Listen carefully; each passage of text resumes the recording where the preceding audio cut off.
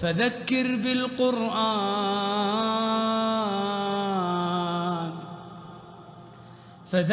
بالقرآن من يخاف وعيد. الحمد لله نحمده ونستعينه ونستغفره ونؤمن به ونتوكل عليه ونعوذ بالله من شرور أنفسنا ومن سيئات أعمالنا من يهده الله فلا مضل له ومن يضلله فلا هادي له. نشهد أن لا إله إلا الله وحده لا شريك له ونشهد أن سيدنا وشفيعنا وحبيبنا ومولانا محمدا عبده ورسوله أرسله بالحق بشيرا ونذيرا بين يدي الساعة. اللهم صل على سيدنا مولانا محمد وآله وأصحابه وبارك وسلم كما تحب ربنا وترضى عدد ما تحب ربنا وترضى. قال النبي صلی اللہ علیہ وسلم. اور دوستو، شانہ کا بے پناہ کرم اور ان کا انعام ہے کہ اللہ رب العزت نے ماہ مہمان کے موسم بہار میں اپنے بندوں کو اور حمزے سے ناکارہ اور نکمے انسانوں کو، جن کی زندگی کا بڑا حصہ دنیا کی محبتوں میں اور اس کے دلدل میں پھنسا رہا، لیکن اس کریم پروردگار عالم نے اس ماہ مہمان کی برکتوں سے نوازے جانے کی سعادت عطا فرمائی. اللہ پاک اسی کرم سے اور اسی فضل سے ہمارے ٹوٹے پھوٹے روزوں کو قبول فرمائے، اور اللہ پاک غلاموں کی طرح ان کی بارگاہ میں ہاتھ باندھنے اور کھڑے رہنے کی اس شرافت اور عزت کی سعادت کو ہمارے لیے اپنے کرم سے سرمایہ آخرت بنائے. اور اللہ رب العزت اپنے اس پاک کلام کی روشنی میں ہماری زندگی کے لیے ایک تجدید ایمان اور تازگی اسلام کی دولت سے ہم کو نوازے کہ بقیہ زندگی ایمان کے تقاضوں پر اور اسلام والے اعمال پر اور محبوب نبی پاک صلی اللہ علیہ وسلم کے مبارک تمناؤں اور ان کے جذبات کو پورا کرنے میں گزر جائے، تاکہ اللہ کی معرفت حاصل ہو اور آخرت کی نعمت زندگی کے اندر سرخروئی کے ساتھ ملنے کا سبب بنے، اور دنیا میں اللہ کی غیبی مددیں ہمارے شامل حال ہوں. پھر اس کریم پروردگار عالم نے اس مبارک مہینے میں اور ایک مبارک دہے میں اور اس کی مزید ایک مبارک رات میں مہلت دی، موقع دیا، اور آج اپنی بارگاہ اور چوکھٹ پہ ہم کو بلا لیا. جو رات توبہ کی رات بھی ہے، اور جو رات دعاؤں کی رات بھی ہے، اور جو رات نزول قرآن کے اس جشن کا عطر اور اس کا سرمایہ حاصل کرنے کا خزینہ بھی ہے. اللہ رب العزت اس نعمت سے ہماری زندگی کو مالا مال فرمائے. اس لیے کہ ایک تو طاقتیں ہیں جس کی جستجو کی ترغیب دی گئی کہ لیلۃ القدر کی تلاش میں جو 1000 مہینوں سے افضل ہے اور اس سے برتر ہے، وہ نعمت ایک ایمان والے کو ملے اور وہ اپنی زندگی میں اس دولت کو حاصل کرے، تاکہ جب ایمانی نسبت کی نعمتیں اور اسلامی نسبت کی دولتیں اور اللہ کی رضا کی نسبتیں اور حضرت محمد الرسول اللہ صلی اللہ علیہ وسلم کی محبت والی نعمتوں سے زندگی سرشار ہوگی، تو یہ وہ راستہ ہے جس سے یہ امت جب بھی چمکی ہے اور جب بھی چمکے گی قیامت تک، تو اس کا راستہ ایمان اور اعمال صالحہ ہے، جس کا خزانہ اللہ کا پاک کلام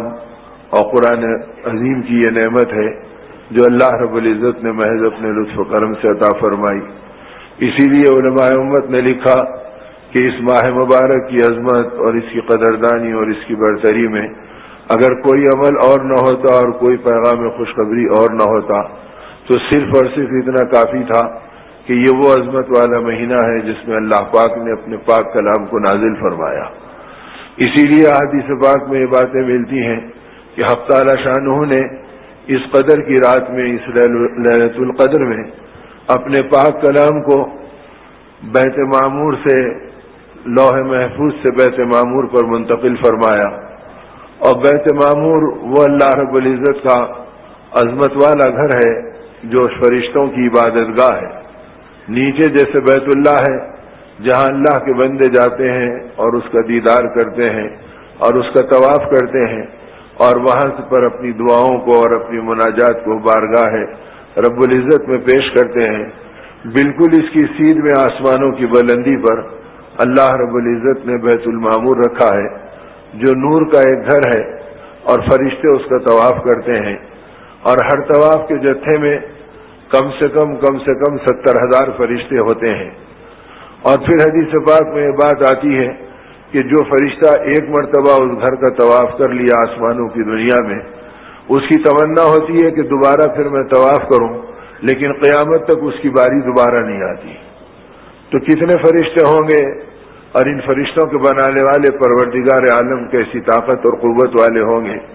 اسی پروردگار کا مطالبہ یہ ہے کہ میری قدرت پر، میری قوت پر، میری حکمت پر اور میرے ان غیبی خزانوں پر تم ایمان لے آؤ. تو نتیجے کے اندر میری معیت تمہارے ساتھ ہوگی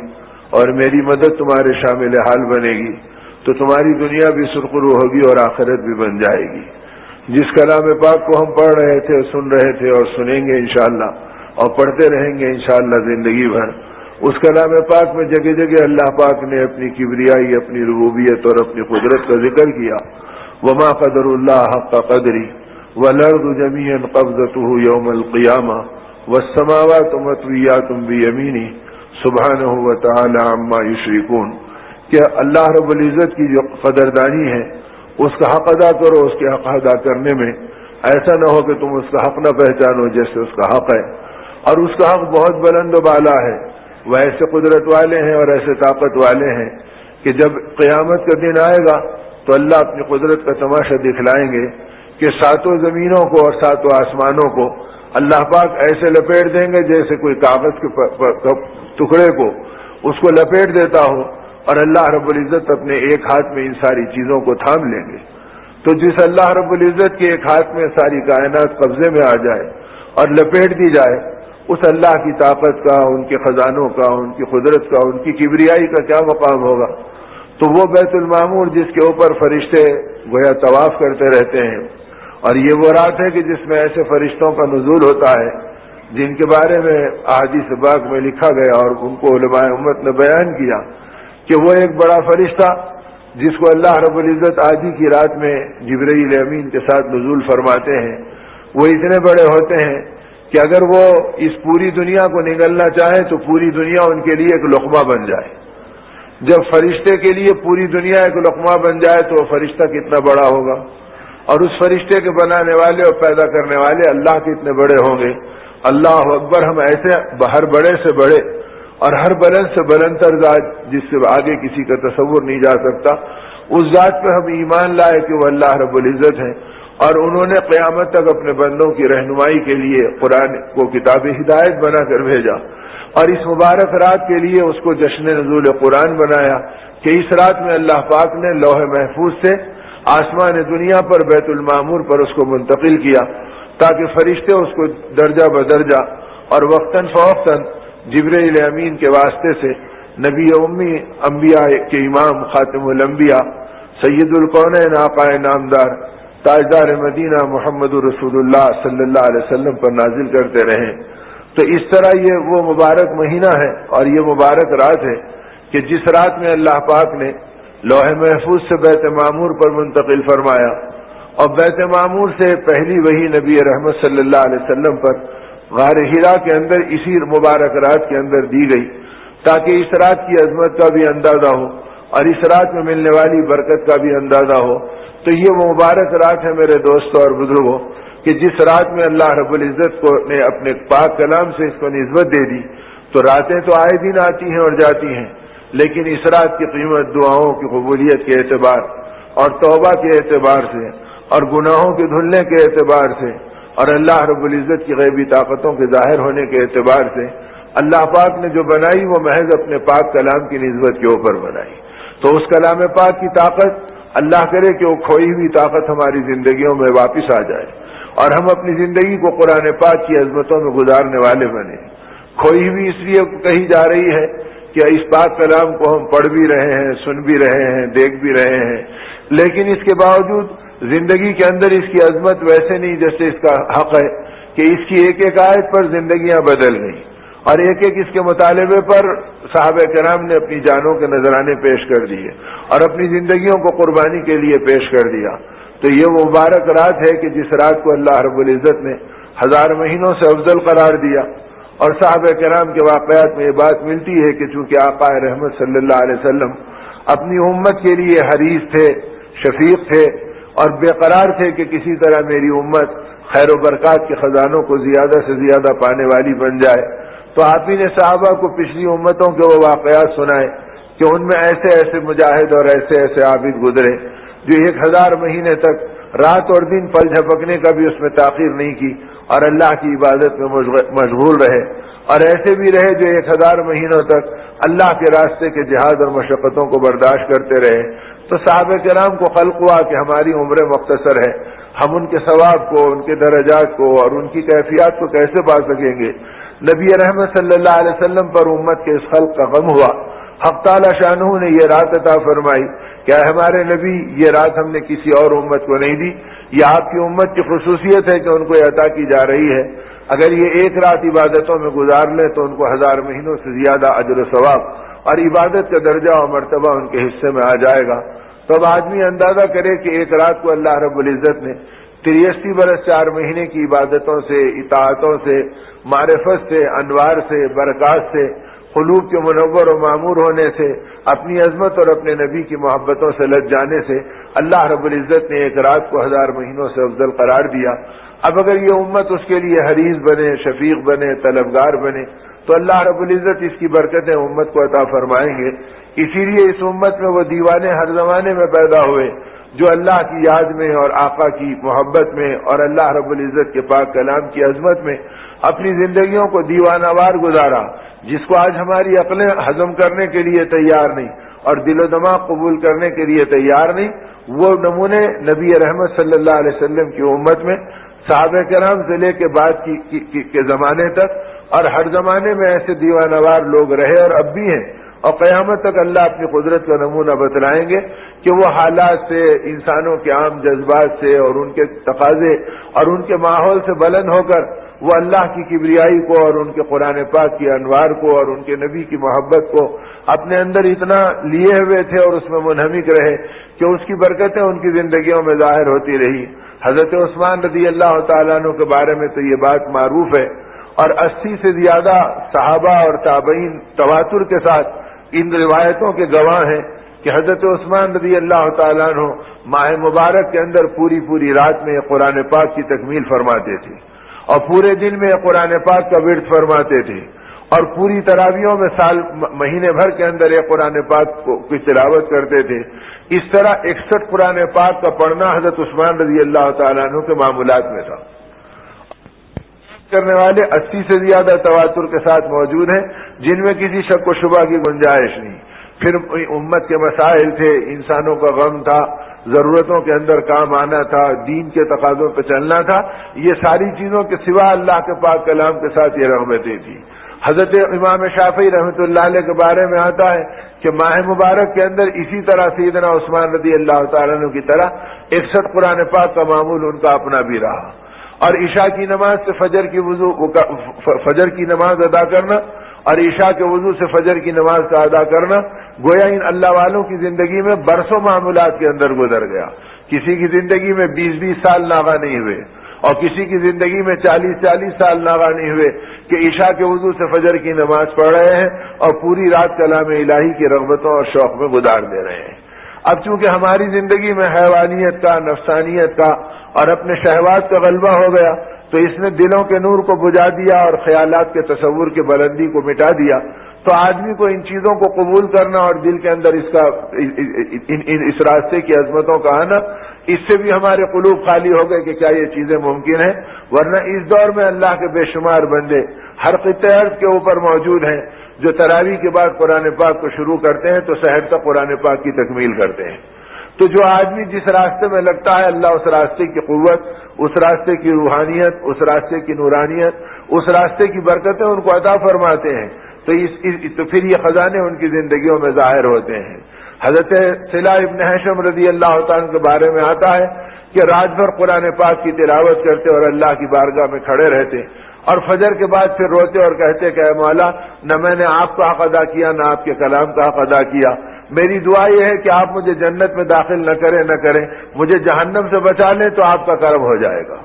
تو اتنی عبادتوں کے بعد اپنی زندگی کی بے ثباتی اور اپنی زندگی کے انکساری اور تواضع کا مجسم نمونہ بن کر اپنی زندگیوں کو گزارے۔ لیکن میرے دوستو، آج اس قرآن پاک کو دیکھنا بھی برابر نصیب نہیں ہوتا، اس کو پڑھنا بھی برابر نصیب نہیں ہوتا، تو اس کے مطابق عمل کرنا تو اس کے آگے کی چیزیں ہیں کہ آدمی حلال کو حلال جانے اور حرام کو حرام جانے اور اس قرآن پاک کے مطابق اپنی زندگیوں کو سنوارے۔ تو یہ قرآن پاک تو وہ ہے جو برکتوں کے خزانے اپنے اندر رکھتا ہے، اتنی برکتیں کہ حدیث پاک میں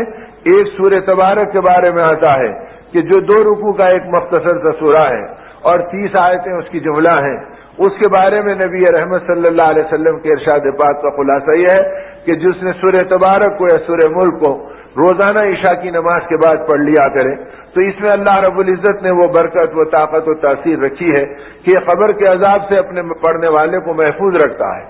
اور ایسے محفوظ رکھتا ہے کہ جب یہ قبر میں پہنچے گا اور اس کی بدعمالیوں کی وجہ سے عذاب اس کے قریب آنے لگے گا اور عذاب کے فرشتے اس عذاب کو لے کر آنے لگیں گے تو فوراً یہ سورہ تبارک مشکل ہوگا اور ایک شکل اللہ پاک اس کو نورانی دیں گے، اس کے چہرے پہ عظمت اور ہیبت و وجاہت ہوگی، یہ آ کر اب اللہ کے اس بندے کے قریب آئے گا اور ان فرشتوں سے کہے گا کہ دور ٹھہر جاؤ، تم کو قریب آنے کی اجازت نہیں ہے۔ تو فرشتوں میں اور سورہ تبارک میں مکالمہ ہوگا، فرشتے کہیں گے کہ ہم کیسے رکیں، اس لیے کہ ہم اللہ کے حکم سے آئے ہیں۔ تو سورہ تبارک کہے گا کہ میں تم کو حکم دے رہا ہوں کہ رک جاؤ، میں اللہ کے کلام کا ایک حصہ ہوں، میں بھی اللہ کا کلام ہوں، آج میری چلے گی تمہاری نہیں چلے گی۔ وہ فرشتے گھبرائیں گے لیکن پھر کہیں گے کہ بے شک تم اللہ کے کلام کا حصہ ہو، لیکن کلام والے رب نے ہمیں بھیجا ہے کہ اس کی بدعمالیوں کا اسے سزا چکانا ہے اور اس کو اس عذاب میں مبتلا کرنا ہے۔ وہ کہے گا ٹھہر جاؤ اور میں اللہ رب العزت کی بارگاہ میں پہنچوں گا، پھر اللہ اسے عروج عطا فرمائیں گے اور وہ لمحوں کے اندر خدا کی بارگاہ میں سورہ تبارک پہنچے گا اور پہنچ کر اپنی کیفیت میں غضب میں بھرا ہوا ہوگا اور اللہ کی بارگاہ کے اندر بھڑکے گا اور یہ کہے گا کہ اے مولا، یا تو آپ انکار کر دیجئے کہ میں آپ کا کلام نہیں ہوں، اور اگر آپ انکار نہیں فرماتے تو پھر مجھے اختیار دیجئے کہ میں اس بندے کے ساتھ رہوں گا اور عذاب کے فرشتوں سے اس کو روکوں گا اور حفاظت کروں گا۔ حق تعالی شانہ سورہ تبارک اپنے کلام کی طرف دیکھیں گے اور دیکھ کر کہیں گے کہ رائی تو کی غضب تو کہ تجھے کیا ہو گیا کہ میں دیکھ رہا ہوں کہ تو غضب میں بھڑک جا رہی ہے اور تو اس قدر اپنے آپ کو بے قابو اور کر رہی ہے۔ تو سورہ تبارک اللہ سے ہم کلام ہوگا اور کہے گا کہ مولا میں کیسے بھڑک نہیں جاتی، اس لیے کہ میں آپ ہی کا تو کلام ہوں اور آپ کے پاک کلام کا ایک حصہ ہوں، یا تو آپ کہہ دیجئے مجھے نکال دیجئے کہ میں آپ کے کلام میں شامل نہیں ہوں، یا پھر مجھے حق دیجئے کہ میں اپنے پڑھنے والے کا ساتھ دوں اور اس کے ساتھ اپنی محبت اور آپ کے دیے ہوئے طاقتوں کا اظہار کروں۔ حق تعالی شانہ فرمائیں گے کہ جا میں نے اپنے اس بندے کو تیرے حوالے کر دیا جس کی تو وکالت کر رہی ہے۔ وہ فوراً پلٹ کر خبر پر آئے گی اور آ کر کہے گی کہ اب ہٹ جاؤ، میں اللہ کے پاس سے آئی ہوں۔ تو حدیث پاک میں آتا کہ یہ عذاب والے فرشتے منہ بسور لیں گے اور ایسے واپس لوٹیں گے جیسے شکست کھا گئے اور شرمندہ ہو گئے، اور جب وہ دور ہو جائیں گے تو یہ اس میت سے لپٹے گی اور کہے گی اللہ تیری حفاظت کرے جیسے تو نے میری حفاظت کی تھی کہ تو نے مجھے یاد کیا تھا، مجھے پڑھا تھا۔ پھر وہ سورہ تبارک جو عروج میں گئی تو اللہ کے عرش کے پاس پہنچی اور حق تعالیٰ سے ہم کلام ہوئی تھی، اب وہ سورہ تبارک جھکے گی تو بندے کے پاس آئے گی اور آئے گی تو اس بندے اور بندی کے پاس پہنچے گی، اس کے منہ کو منہ لگا کر ایسے چومے گی کہ جیسے کوئی اس سے بوسہ دے رہا ہو اور کہے گی کہ تیرے ہونٹ کتنے مبارک ہیں کہ ان ہونٹوں سے تو میرے اللہ کے کلام کو پڑھتا تھا اور میری تلاوت کیا کرتا تھا۔ تو اس میت سے کتنا شان بڑھے گی، اس کی لطافت بڑھے گی، اس کی زندگی کے اندر نورانیت منتقل ہوگی کہ پاک اللہ کا کلام اور اس کی نورانی صورت اس کے ہونٹوں کو بوسہ دے اور اس کے ہونٹوں کو گواہی دے کہ یہ وہ ہے جو میری تلاوت کیا کرتے تھے۔ پھر وہ اور تھوڑا نیچے اترے گی، پھر سینے کو بوسہ دے گی اور کہے گی کہ یہ سینہ کتنا مبارک ہے جس نے مجھے اپنے اندر میں رکھا اور زندگی بھر میری تلاوت کرتے رہے، تو میری حفاظت تو کی تو اس سینے کے اندر کی، لہذا اس سینے میں میرا اللہ کا کلام تھا، یہ کہہ کر وہ سینے کو بوسہ دے گی۔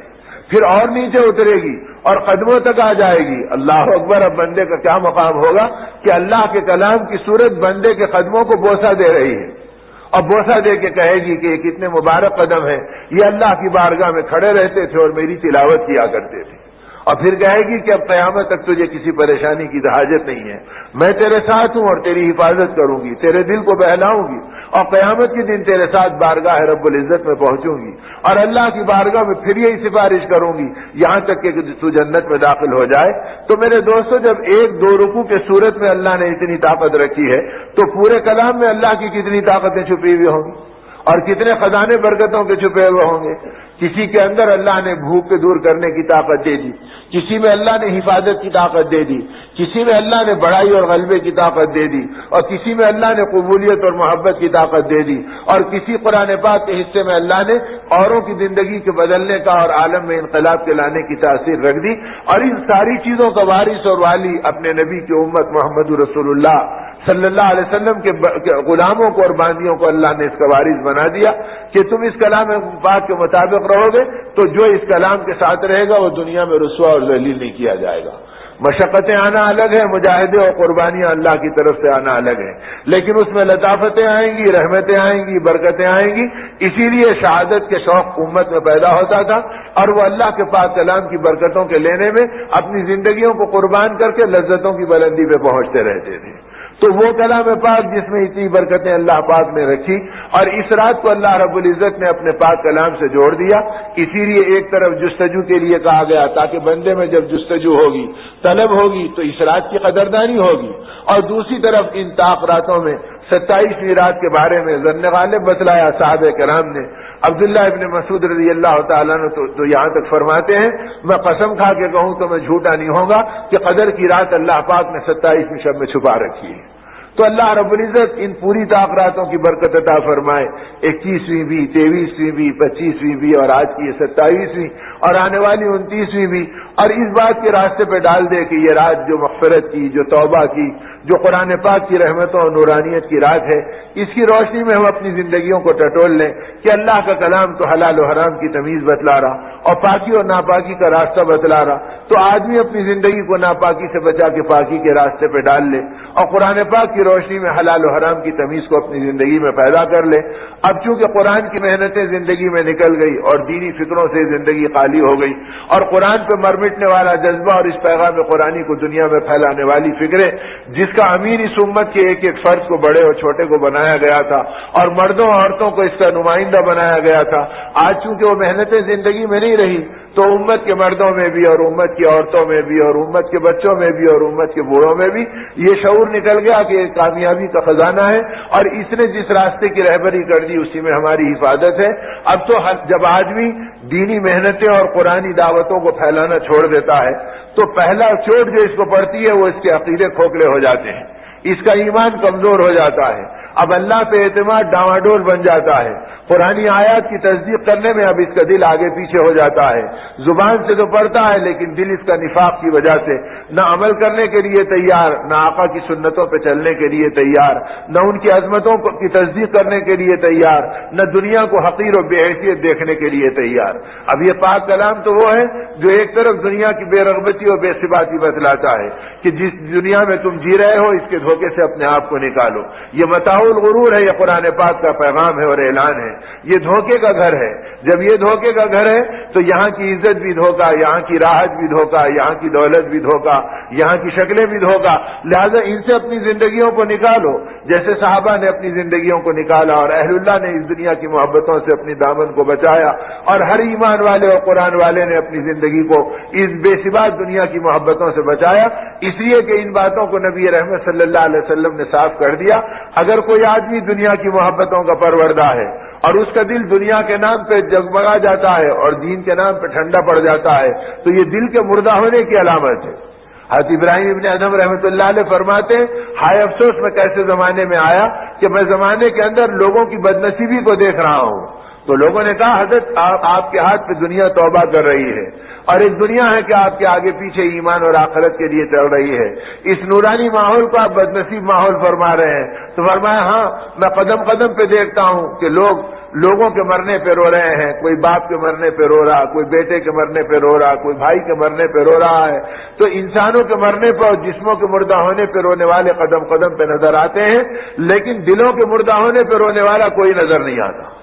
اور فرمایا یاد رکھو، اگر دنیا کی محبتوں میں دل لگے اور دنیا کے تذکروں میں جی لگے اور آخرت کے تذکرے سے تمہیں وحشت اور گھبراہٹ ہو تو یہ دلوں کے مردہ ہونے کی کھلی علامت ہے۔ آج آدمی دیکھ لے کہ وہ اللہ کے گھروں سے دل نہیں لگتا اور اور دلوں کو آباد کرنے کے لیے آخرت کے تذکروں میں دل نہیں لگتا، اور دنیا کے تذکرے آ جائیں تو آدمی اس کے لیے دنیا کے کونے میں جانے کے لیے تیار ہے اور ساری دنیا میں مارا مارا پھرنے کے لیے تیار ہے۔ اور حدیث پاک میں نبی رحمت صلی اللہ علیہ وسلم کے ارشاد کا خلاصہ یہ ہے، اگر ایک آدمی دنیا کی محبت میں گرفتار ہو جائے تو دنیا کے سارے خیر خواہ اور دنیا کے سارے صلاح پسند اور دنیا کے سارے تربیت کرنے والے مل کر اس کو ہدایت نہیں دے سکتے، اور اگر آدمی دنیا کی محبتوں سے پاک ہو جائے تو ساری شیطانی طاقتیں مل کر اس کو گمراہ نہیں کر سکتے۔ تو گمراہی سے بچنے کا راستہ اور ہدایت پہ پڑھنے کا راستہ تو دنیا کی محبتوں سے بچنا ہے۔ اسی لیے حدیث پاک میں آتا ہے کہ نبی رحمت صلی اللہ علیہ وسلم کی تشریف آوری کے بعد شیطان کی صفوں میں ماتم ہو گیا اور اس کی ذریت اور اس کا طبقہ بے قرار ہو کے رونے لگا اور آہو بکا بھرنے لگا۔ تو ابلیس نے ان کو جمع کیا اور جمع کر کے یہ کہا کہ بتاؤ کیا بات ہے کہ تم رو رہے ہیں؟ کہا کہ ہم نہیں روئے تو کیا کریں؟ وہ نبی آ گئے جو آخر الزماں کہلاتے ہیں اور جن کے آنے کی برکت سے جب اللہ کے بندے اور ان کی امت گناہوں پہ توبہ کرے گی تو اللہ ان کے گناہوں کو معاف کر دیں گے۔ تو ہماری محنت تو ضائع ہو گئی کہ کچھ باقی نہیں بچا۔ تو ابلیس نے اپنی ذریت سے اور اپنے جنود سے یہ کہا کہ حضرت محمد صلی اللہ علیہ وسلم کی امت میں غوطے لگاؤ اور غوطے لگا کر یہ دیکھو کہ ان میں دنیا کی محبت ہے یا نہیں اور مجھے آ کر نتیجہ بتلاؤ۔ تو اس ذریت نے امت کے محمدیہ صلی اللہ علیہ وسلم میں غوطے لگائے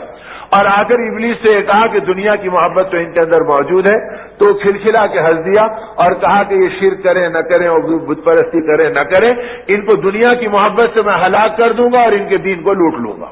تو میرے دوستو، یہ محبت دنیا تو وہ راستہ ہے جو اچھے اچھوں کے ایمان کو نچوڑ دیتا ہے اور قرآن کی نورانیت کو چھین لیتا ہے۔ اس لیے قرآن پاک نے دعوت اس بنیاد پہ دی کہ جو کچھ ہے اسے اللہ کے نام پہ خرچ کرو اور آخرت کا توشہ بناؤ اور دنیا کی محبتوں سے اپنے دامن کو بچاؤ۔ اب دنیا کی محبتیں ہی ہیں جو بگاڑ معاشرے میں آ رہا، جو بد اخلاقیاں زندگیوں میں آ رہی ہیں، جو نافرمانیاں اولادوں میں آ رہی ہے، جو بگاڑ اور جو اختلاف میاں بیوی کی زندگی میں پیدا ہو رہا ہے اور جو دنیا کے فتنوں میں زندگی پھسلتے چلے جا رہی ہے اور آخرت کے بارے میں بہکاوا آتے جا رہا، ان ساری چیزوں کی بنیاد دنیا کی محبتیں ہیں کہ مال کا نشہ، چیزوں کی محبت، خواہشات کا غلبہ، اپنے نفسانی تمناؤں کی تلاش، اس نے آدمی کے ایمان کو نچوڑ دیا اور آخرت کی فکروں سے زندگیوں کو خلاش کر دیا۔ اس لیے نبی پاک صلی اللہ علیہ وسلم نے اپنی امت کو دین کی محنت پر اٹھایا تھا، اور جب امت اپنے بچوں کی بلبلاہٹ کو اور اپنی عورتوں کی گھبراہٹ کو اور ان کے فقر و فاقے کی کثرت کو دیکھ کر رونے لگی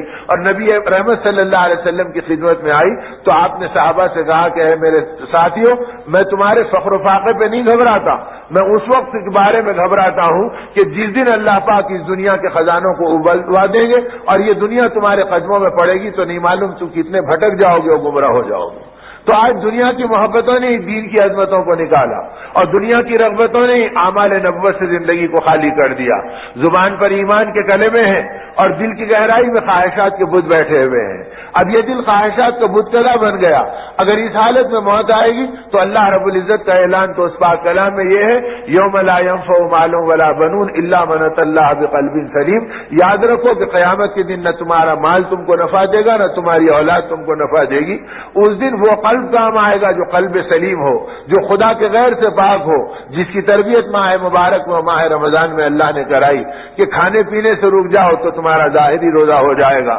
اگر اعضاء و جوارے برائیوں سے رک گئے، غیبتوں سے رک گئے، بے حیائی سے رک گئے، غلط سننے سے رک گئے تو یہ تمہارے اعضاء کا روزہ ہو جائے گا، اور اس کے نتیجے میں اگر یہ قلب پاکی کی بلندی پہ پہنچ جائے اور یہ دل غیر حق کو قبول نہ کرے اور صرف حق کی عظمتیں دل کے اندر آباد ہو اور غیر سے یہ دل پاک ہو تو یہ دل کا روزہ ہوگا اور یہ زندگی کا کمال ہوگا جو دنیا کی محبتوں سے پاک ہوگا۔ اب چنانچہ صحابہ کرام جب اس راستے پر چلے تو دنیا کی بڑی بڑی چمک دمک ان کو متاثر نہیں کر سکی اور دنیا کی بڑی بڑی شکلیں ان کی زندگی کو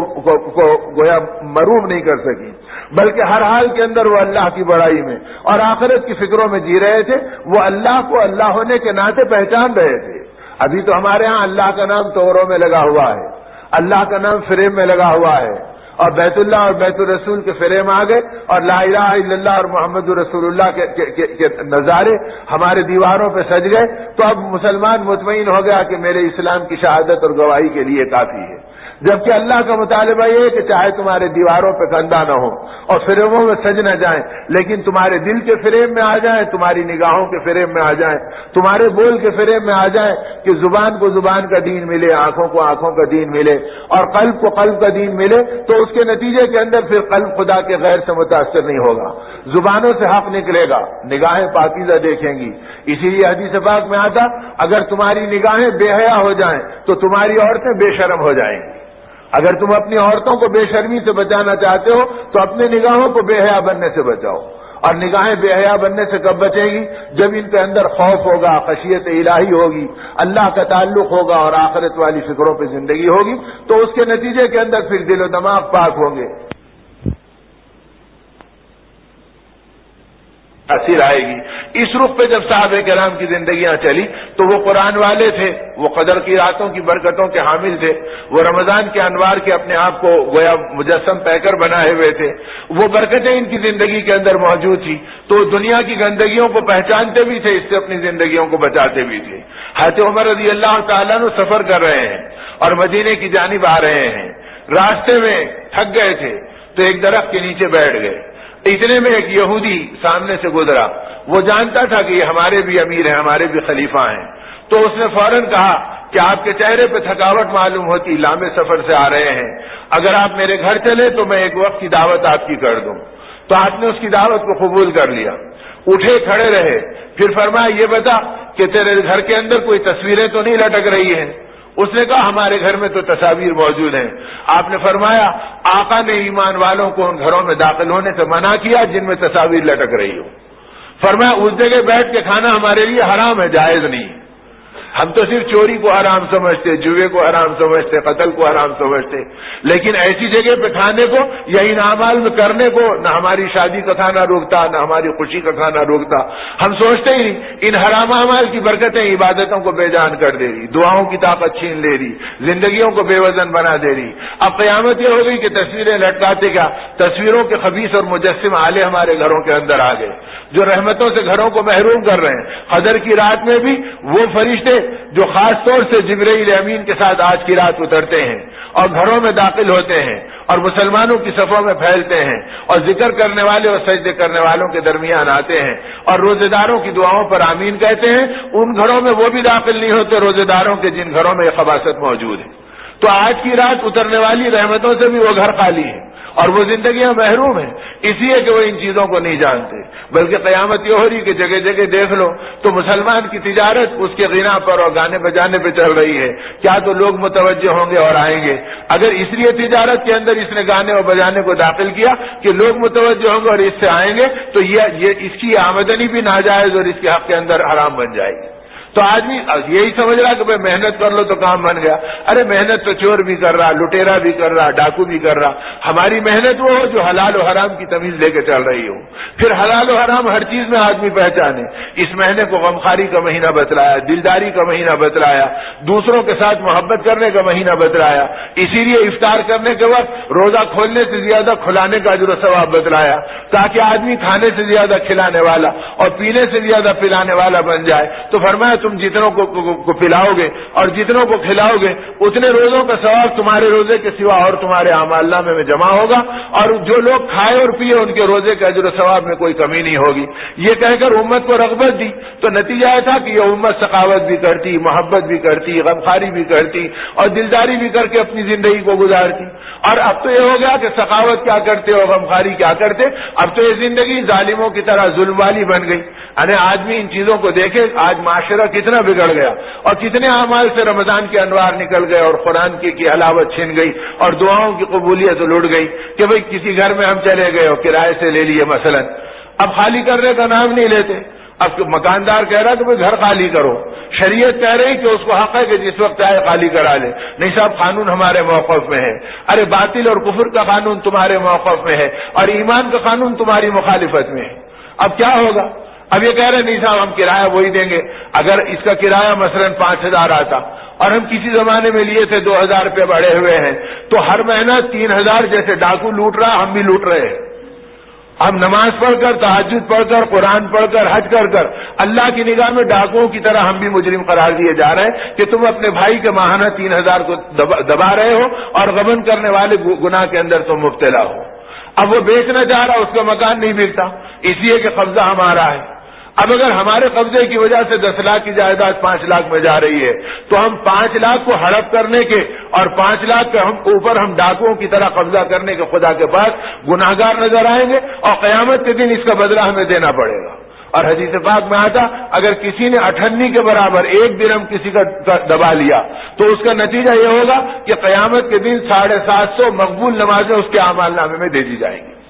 اور اگر مقبول نمازیں نہیں ہیں تو کہا جائے گا اس کے گناہ اس کے اعمال نامے میں منتقل کرو. تو اب رمضان ہم کو حلال و حرام بتلا رہا, اپنے حلال سے بچا ہے کہ جو کھانا تمہارے حق میں حلال ہے اور جو پانی تمہارے حق میں حلال ہے سحر سے افطار تک اسے بھی چھوڑ دو. تو جو امت حلال اللہ کے لیے چھوڑ دے گی تو وہ حرام کہاں سے اختیار کرے گی؟ جو اپنا مال نہیں کھائے گی وہ پرائے کا مال کہاں سے کھائے گی؟ لیکن اگر کھا رہے ہیں اور زندگی میں روزہ بھی ہے اور ڈبانا بھی ہے, زندگی میں روزہ بھی ہے اور ظلم و بربریت بھی ہے, زندگی میں روزہ بھی ہے اور دوسروں کی جائیدادوں پہ فرعون کی طرح قبضہ بھی ہے, تو یہ تو قیامت کے دن فرعون کے زمرے میں اٹھیں گے, نبی کے زمرے میں نہیں اٹھیں گے.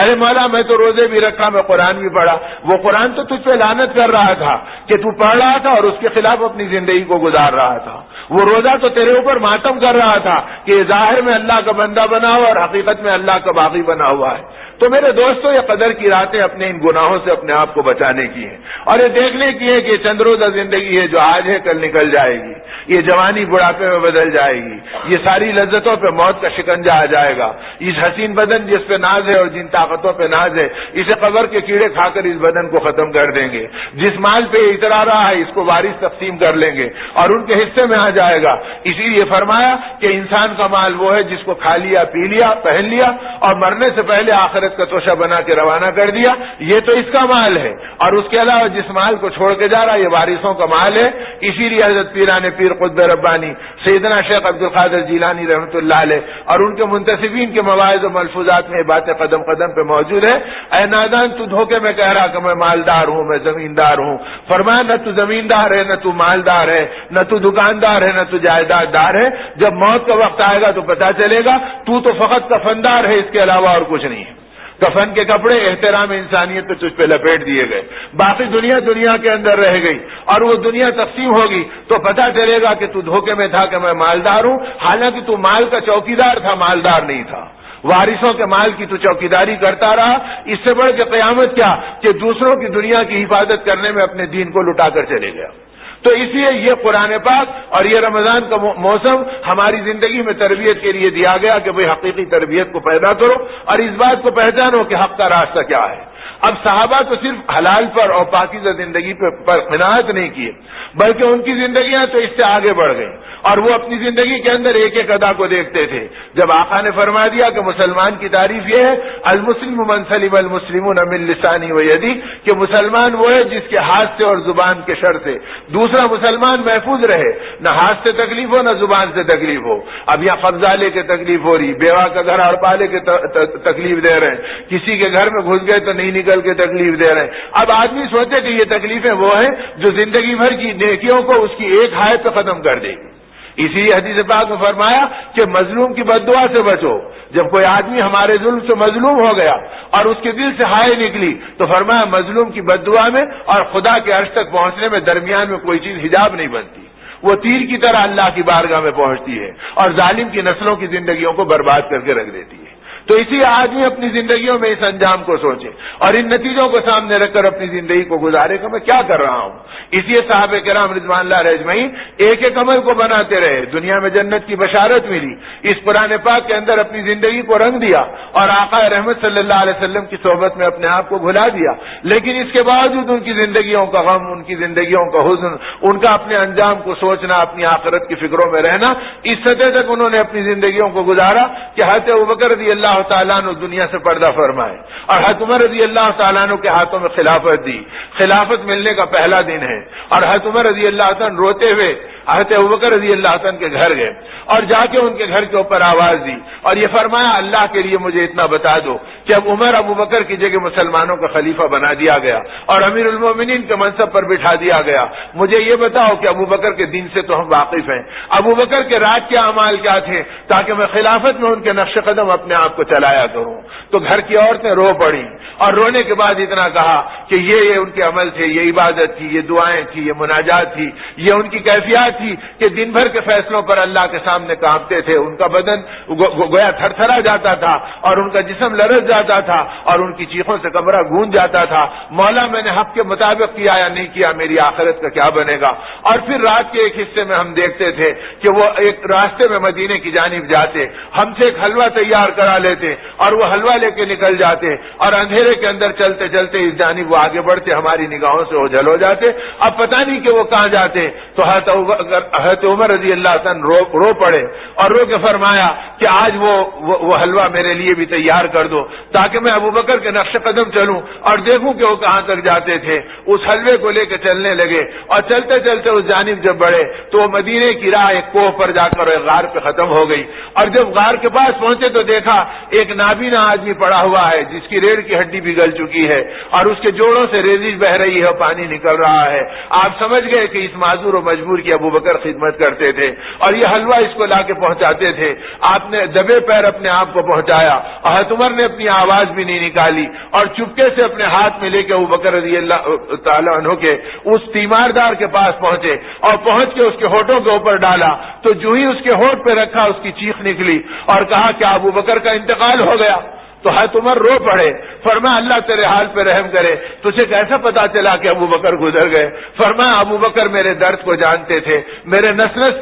کی تکلیف کو جانتے تھے، وہ اس طرح تمہاری طرح ہاتھ سے میرے منہ میں نہیں رکھتے تھے، وہ اپنی زبان پہ رکھ کر میرے منہ میں منتقل کرتے تھے تاکہ مجھے تکلیف نہ ہو اور اس طرح وہ میری راحت کا سامان کرتے تھے۔ آج ان کی جگہ کوئی اور آ گیا اور زبان پر رکھنے کے بجائے اپنے ہاتھ سے رکھا تو میں سمجھ گیا کہ ابوبکر کی زندگی میں تو کوئی نہیں آ سکتا، شاید وہ دنیا سے اٹھا لیے گئے۔ حضرت عمر رو کے فرمایا آج پہلا دن ہے اور یہ پہلی رات ہے اور تجھے پتا چل گیا کہ ابوبکر دنیا میں نہیں رہے، اور رو کے فرمایا ابوبکر کو اللہ جزائے خیر دے، انہوں نے بڑا نازک راستہ چھوڑا ہے، پتہ نہیں عمر اسے طے کر سکے گا یا نہیں کر سکے گا۔ تو میرے دوستوں جب اعمال بنانے پر آئے اور قرآن کی روشنی میں اپنی زندگی کو غمخوار بنانے پر آئے تو ایسے غمخوار بنایا اور ایسا دلدار بنایا کہ اس مرتبے میں پہنچنے کے باوجود ایک ایک بیمار کو اور ایک ایک رعیت کو اور ایک ایک رعایا کے فرد کو دیکھتے تھے اور اس میں اپنی آخرت کو چنتے تھے، اس میں اپنے اللہ کی رضا کو ڈھونڈتے تھے اور اس کی خدمتوں میں اپنی زندگی کو لگا کر اپنے آپ کو چلاتے تھے۔ یہ وہ لوگ تھے جو حلال و حرام سے آگے بڑھ کر پاکی اور ناپاکی کو دیکھ کر تقوی و طہارت کی بلندی پہ پہنچ کر یہ چاہتے تھے کہ کوئی عمل ایسا نہ رہے جس پہ آخرت میں پکڑ ہو جائے، تو ایک ایک عمل میں یہ احتیاط کی اور ایک ایک عمل میں اپنے آپ کی حفاظت کے راستے پہ ڈال کر اپنے آپ کو چلایا۔ تو میرے دوستوں اور میرے بزرگوں اس کے نتیجے میں اعمال بنے، معاشرہ بنا، ماحول بنا، مردوں اور عورتوں کی زندگی میں ایمان جاگا، آخرت کے احساسات زندہ ہوئے، سخاوت کی کیفیات پیدا ہوئی، تو اس سطح تک سخاوت کی کیفیات آئیں کہ حضرت عائشہ رضی اللہ تعالی عنہ ام المومنین ہیں اور امہات المومنین میں امت کی ماؤں میں آپ کا شمار ہے اور نبی پاک صلی اللہ علیہ وسلم کی چہیتی بیوی ہیں، اور جس زمانے میں دور فاروقی ہے خادمہ کہتی ہے سحر کیا تو پانی سے کیا اور افطار کیا تو پانی سے کیا، اور 2 دن پانی سے افطار ہوا، 2 دن پانی سے سحر ہوئی، کھانے کے لیے کوئی کھجور اور ستو کا ایک مٹھی بھر آٹا بھی نہیں ملا، اور تیسرے دن امیر المومنین کے ہاں سے مال غنیمت کا حصہ آیا تو 2 بڑے بڑے بوریے رقموں سے بھرے ہوئے اور دینار و درہم سے لبریز آئے، اور جب وہ لا کے ڈالے گئے تو 1 لاکھ سے اوپر کی وہ مقدار تھی۔ اس کو دیکھ کے حضرت عائشہ رضی اللہ تعالیٰ اما جان کانپ گئیں اور بدن میں دھڑدھڑاہٹ آ گئی، فرمایا ارے یہ اتنی بڑی دنیا ہے کہ پہلے میں دنیا سے جاؤں گی یا مال پہلے جائے گا؟ اگر میں رہ گئی اور مال رہ گیا اور میں دنیا سے چلے گئی تو اللہ کو کیا منہ دکھاؤں گی اور آقا کے قدموں میں کیسے پہنچوں گی؟ آقا نے ہم سے وعدہ لیا تھا کہ عائشہ اگر آخرت میں مجھ سے ملنا ہے تو یاد رکھو دنیا میں میرے بعد زندگی ایسے گزارنا جیسے میری موجودگی میں گزارے۔ اور اپنے کپڑے کو بدن سے اس وقت تک جدا نہیں کرنا جب تک وہ پیوند لگنے کے لائق نہ ہو جائے۔ اب میں دیکھ رہی ہوں کہ اگر کھانے بدل گئے، دستر بدل گیا اور یہ مال آ کر ہماری زندگی کو راحت میں ڈال دیا تو کہیں آقا سے بچھڑا تو نہیں دے گا اور قیامت کے دن ہم آپ سے ملنے سے محروم تو نہیں ہو جائیں گے۔ زار و قطار چہرے پہ آنسو کی لڑیاں جاری ہو گئی۔ فوراً اپنی خادمہ سے کہا جا اور مدینے کے حاجت مند اور پریشان حال عورتوں کو لے آ۔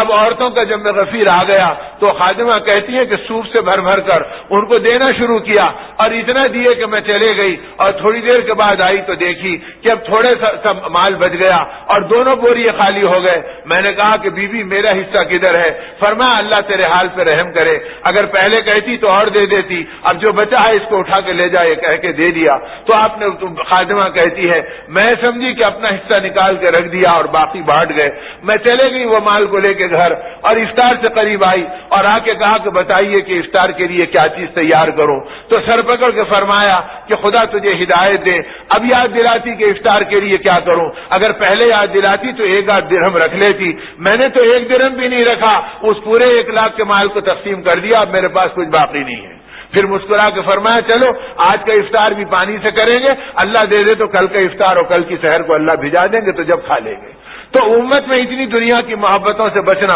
اور آخرت کی نسبت سخاوت آئی تھی کہ گھر کی ایک ایک خاتون اور ایک ایک عورت اپنی زندگی کو اسوے اور نمونے کے طور پر بتلانے کے لیے تیار تھی اور دنیا سے منہ موڑ کے زندگی گزارنا آسان تھا۔ آج میرے دوستوں جب دین کی محنتیں اور قرآن کی برکتیں ہماری زندگی میں نکل گئی تو نہ ہم میں وہ دین اور قرآن کا فہم رہا، نہ ہماری عورتوں میں وہ فہم قرآن رہا، نہ وہ قدر کی منزلتیں رہی، نہ رمضان کی برکتیں اور انوار رہے کہ آدمی اس میں اپنی زندگیوں کو سنوارتا اور بناتا۔ اب ایک لفظ ساری چیزیں نکل گئیں۔ نبی رحمت صلی اللہ علیہ وسلم نے مردوں کو بھی متوجہ کیا، عورتوں کو بھی ایمان کی محنت کی طرف متوجہ کیا اور قرآن کی دعوت اور اس کی تبلیغ کو پھیلانے کے لیے ان کو ذمہ دار و مامور من اللہ بتلایا اور اتنا بتلایا کہ ام سلمہ رضی اللہ تعالیٰ نے فرماتی ہیں آقا میرے گھر آنے والے تھے، آنے میں دیر ہو گئی، مجھے گمان ہوا کہ امت کا کوئی تقاضا آ گیا اور آج آقا سے میری ملاقات نہیں ہوگی اور میں محروم رہوں گی۔ انتظار کرتے کرتے میں تھک گئی، اتنے میں آقا کی آمد کی کیفیت مل گئی اور دور سے آقا کی شبیہ مبارک نظر آئی تو میرے دل کی کیفیت بدل گئی۔ جب آقا آ گئے تو میں رحمت عالم صلی اللہ علیہ وسلم کی خدمت میں اپنے کمرے میں اور حجرے میں دوڑنے اور بھاگنے لگی اور آپ کے اکرام کے لیے جو کچھ تھا لا کے رکھنے لگی تو آقا رحمت صلی اللہ علیہ وسلم نے فرمایا اے ام سلمہ تمہیں آج سے پہلے میں نے اتنا خوش نہیں دیکھا، بتاؤ کیا بات ہے کہ آج تم اتنی بے قرار ہو؟ فرمایا اللہ کے رسول آپ کے آنے میں نا امیدی ہو گئی تھی اور جب آپ آ گئے تو میری عزت چمک گئی اور میرے دل کی دنیا بدل گئی اور اللہ نے اپنے نبی کو میرے گھر بھیج دیا تو آپ کو آتا ہوا دیکھ کے میں خوشی میں بے حال ہوں۔ تو آقا جانتے تھے کہ میری گویا ازواج طاہرات میں سے ہے اور یہ امت کی ماؤں میں سے ہے اور ام سلمہ کا کہنا حق کے اوپر ہے،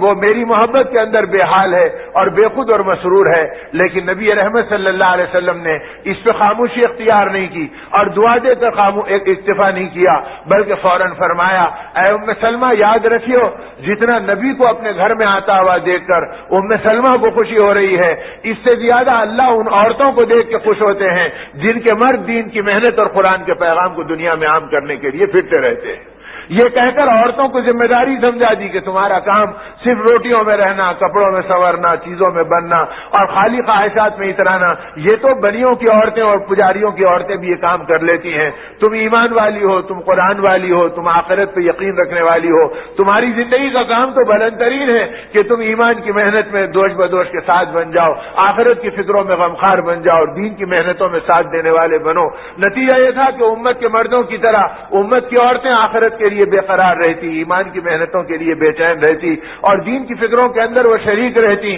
یہ حدیث پاک کا علم جو پوری دنیا میں پھیلا ہوا ہے اور رئیس المحدثین کے طور پر امام بخاری رحمۃ اللہ علیہ کا نام لیا جاتا اور امام ترمذی رحمۃ اللہ علیہ کا نام لیا جاتا اور امام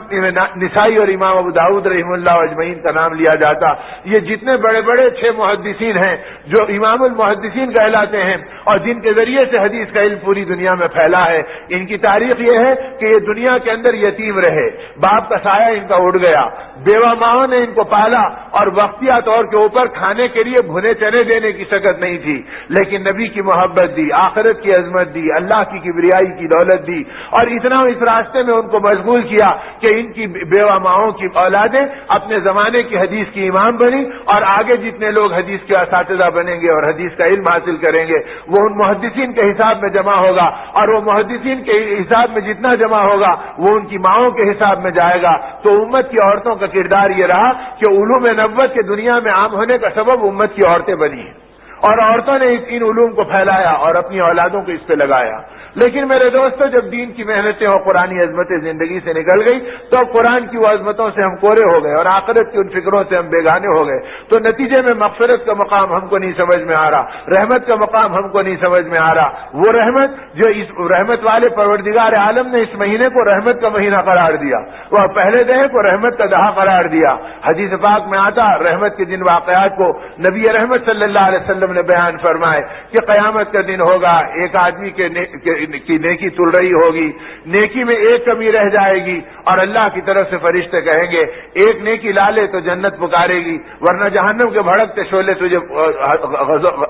غضب کر لیں گے اور تجھے اپنے میں کھینچ لیں گے۔ اب یہ بندہ کانپے گا، تھرائے گا، اب قیامت کے میدان میں نیکی کا سکہ مجھے کون دے گا؟ جس کے قریب جاتا وہ منہ موڑ لیتا اور اپنے مسئلے میں رہتا، اپنی سگی ماں کے پاس پہنچے گا جس کا یہ اکلوتا بیٹا تھا، ماں کو پکڑ کے لپٹ جائے گا اور کہے گا اے میری ماں، تو نے اپنے خون کو دودھ بنا کے پلایا اور دنیا میں میری محبت میں راتوں کی نیند کو حرام کیا اور ذری ذری تکلیف میں مجھے لے کے دل بہلایا اور اپنی نیند کو اور اپنے بدن کو تھکایا اور ان سب کو رخصت کیا، اور آج مجھے ایک نیکی کی ضرورت ہے۔ وہ ماں چیخ اٹھے گی حشر کے میدان میں اور کہے گی میں قسم کھا کے کہتی ہوں میں تجھے پہچانتی نہیں، مجھ سے دور ہو جا، آج میری آخرت خطرے میں پڑی، میں تجھے کیا دوں؟ اب یہ چلتے چلتے آگے بڑھے گا تو نبی رحمت صلی اللہ علیہ وسلم کے ارشاد پاک کا خلاصہ یہ ایک ایسے بندے کے پاس پہنچے گا جس کے پاس گناہوں کا ڈھیر ہوگا اور صرف ایک نیکی اس کے پاس پڑی ہوگی۔ وہ اس کو دیکھے گا کہ یہ پریشان ہے تو کہے گا کہ کیا بات ہے کہ تم اتنے پریشان ہو؟ وہ کہے گا کہ ایک نیکی کی کمی ہے، ورنہ جہنم مجھے پکارے گی اور شعلے مجھے لپکیں گے، میں پریشان ہوں۔ تو یہ سنتے ہی وہ کہے گا کہ میرا تو ایک نیکی سے کام نہیں بنتا، یا گناہوں کے ڈھیر رکھے ہوئے کچھ بھی باقی نہیں ہے، اگر تیرا کام بنتا تو چلیے ایک نیکی لے کے چلے جا۔ اب یہ اس نیکی کو لے کے جائے گا اور فرشتوں سے کہے گا اس نیکی کو ڈال دو اور میرے میزان میں نیکی کے پلڑے کو بھاری کر دو۔ تو جب یہ نیکی لے کے پہنچے گا حق تعالیٰ کی رحمت بھڑک جائے گی اور جوش میں آئے گی اور اللہ اس بندے سے کہیں گے جو ایک نیکی دیا، آج کے دن کیا تو مجھ سے زیادہ سخی بننا چاہتا ہے جو ایک نیکی دے کر اپنی سخاوت کرتا ہے؟ چل میں نے ایک نیکی دینے کے طفیل تجھے بھی بخش دیا، اسے بھی بخش دیا اور دونوں کو جنت میں پہنچا دیا۔ تو میرے دوستو، اللہ رب العزت کی رحمتیں تو بہانہ بھی جو ہے جو اس طریقے سے آئیں گی جو آدمی کے لیے بہانہ اور برکت کا سبب بن جائے گی، تو وہ رحمت والے اللہ کہہ رہے ہیں کہ میرے بندو مجھ سے مغفرت مانگ لو، میرے توبہ کے راستے پہ آ جاؤ۔ اگر دین کا اور ایمان کا ماحول ملے گا تو توبہ سمجھ میں آئے گی۔ اللہ پاک حدیث قدسی کا ٹکڑا ہے جس میں حق تعالی شانہ خود ہی فرماتے ہیں اے میرے بندے، اگر تیرے گناہ اتنے پھیل گئے کہ میری زمین کو بھر لیے اور اتنے بھڑک گئے کہ تیرے گناہ میرے آسمان کو چھپا دیے، تو پھر بھی تو میری توبہ سے مایوس مت ہو۔ اگر تو میری رحمت سے مایوس ہوگا تو تو کہیں نہیں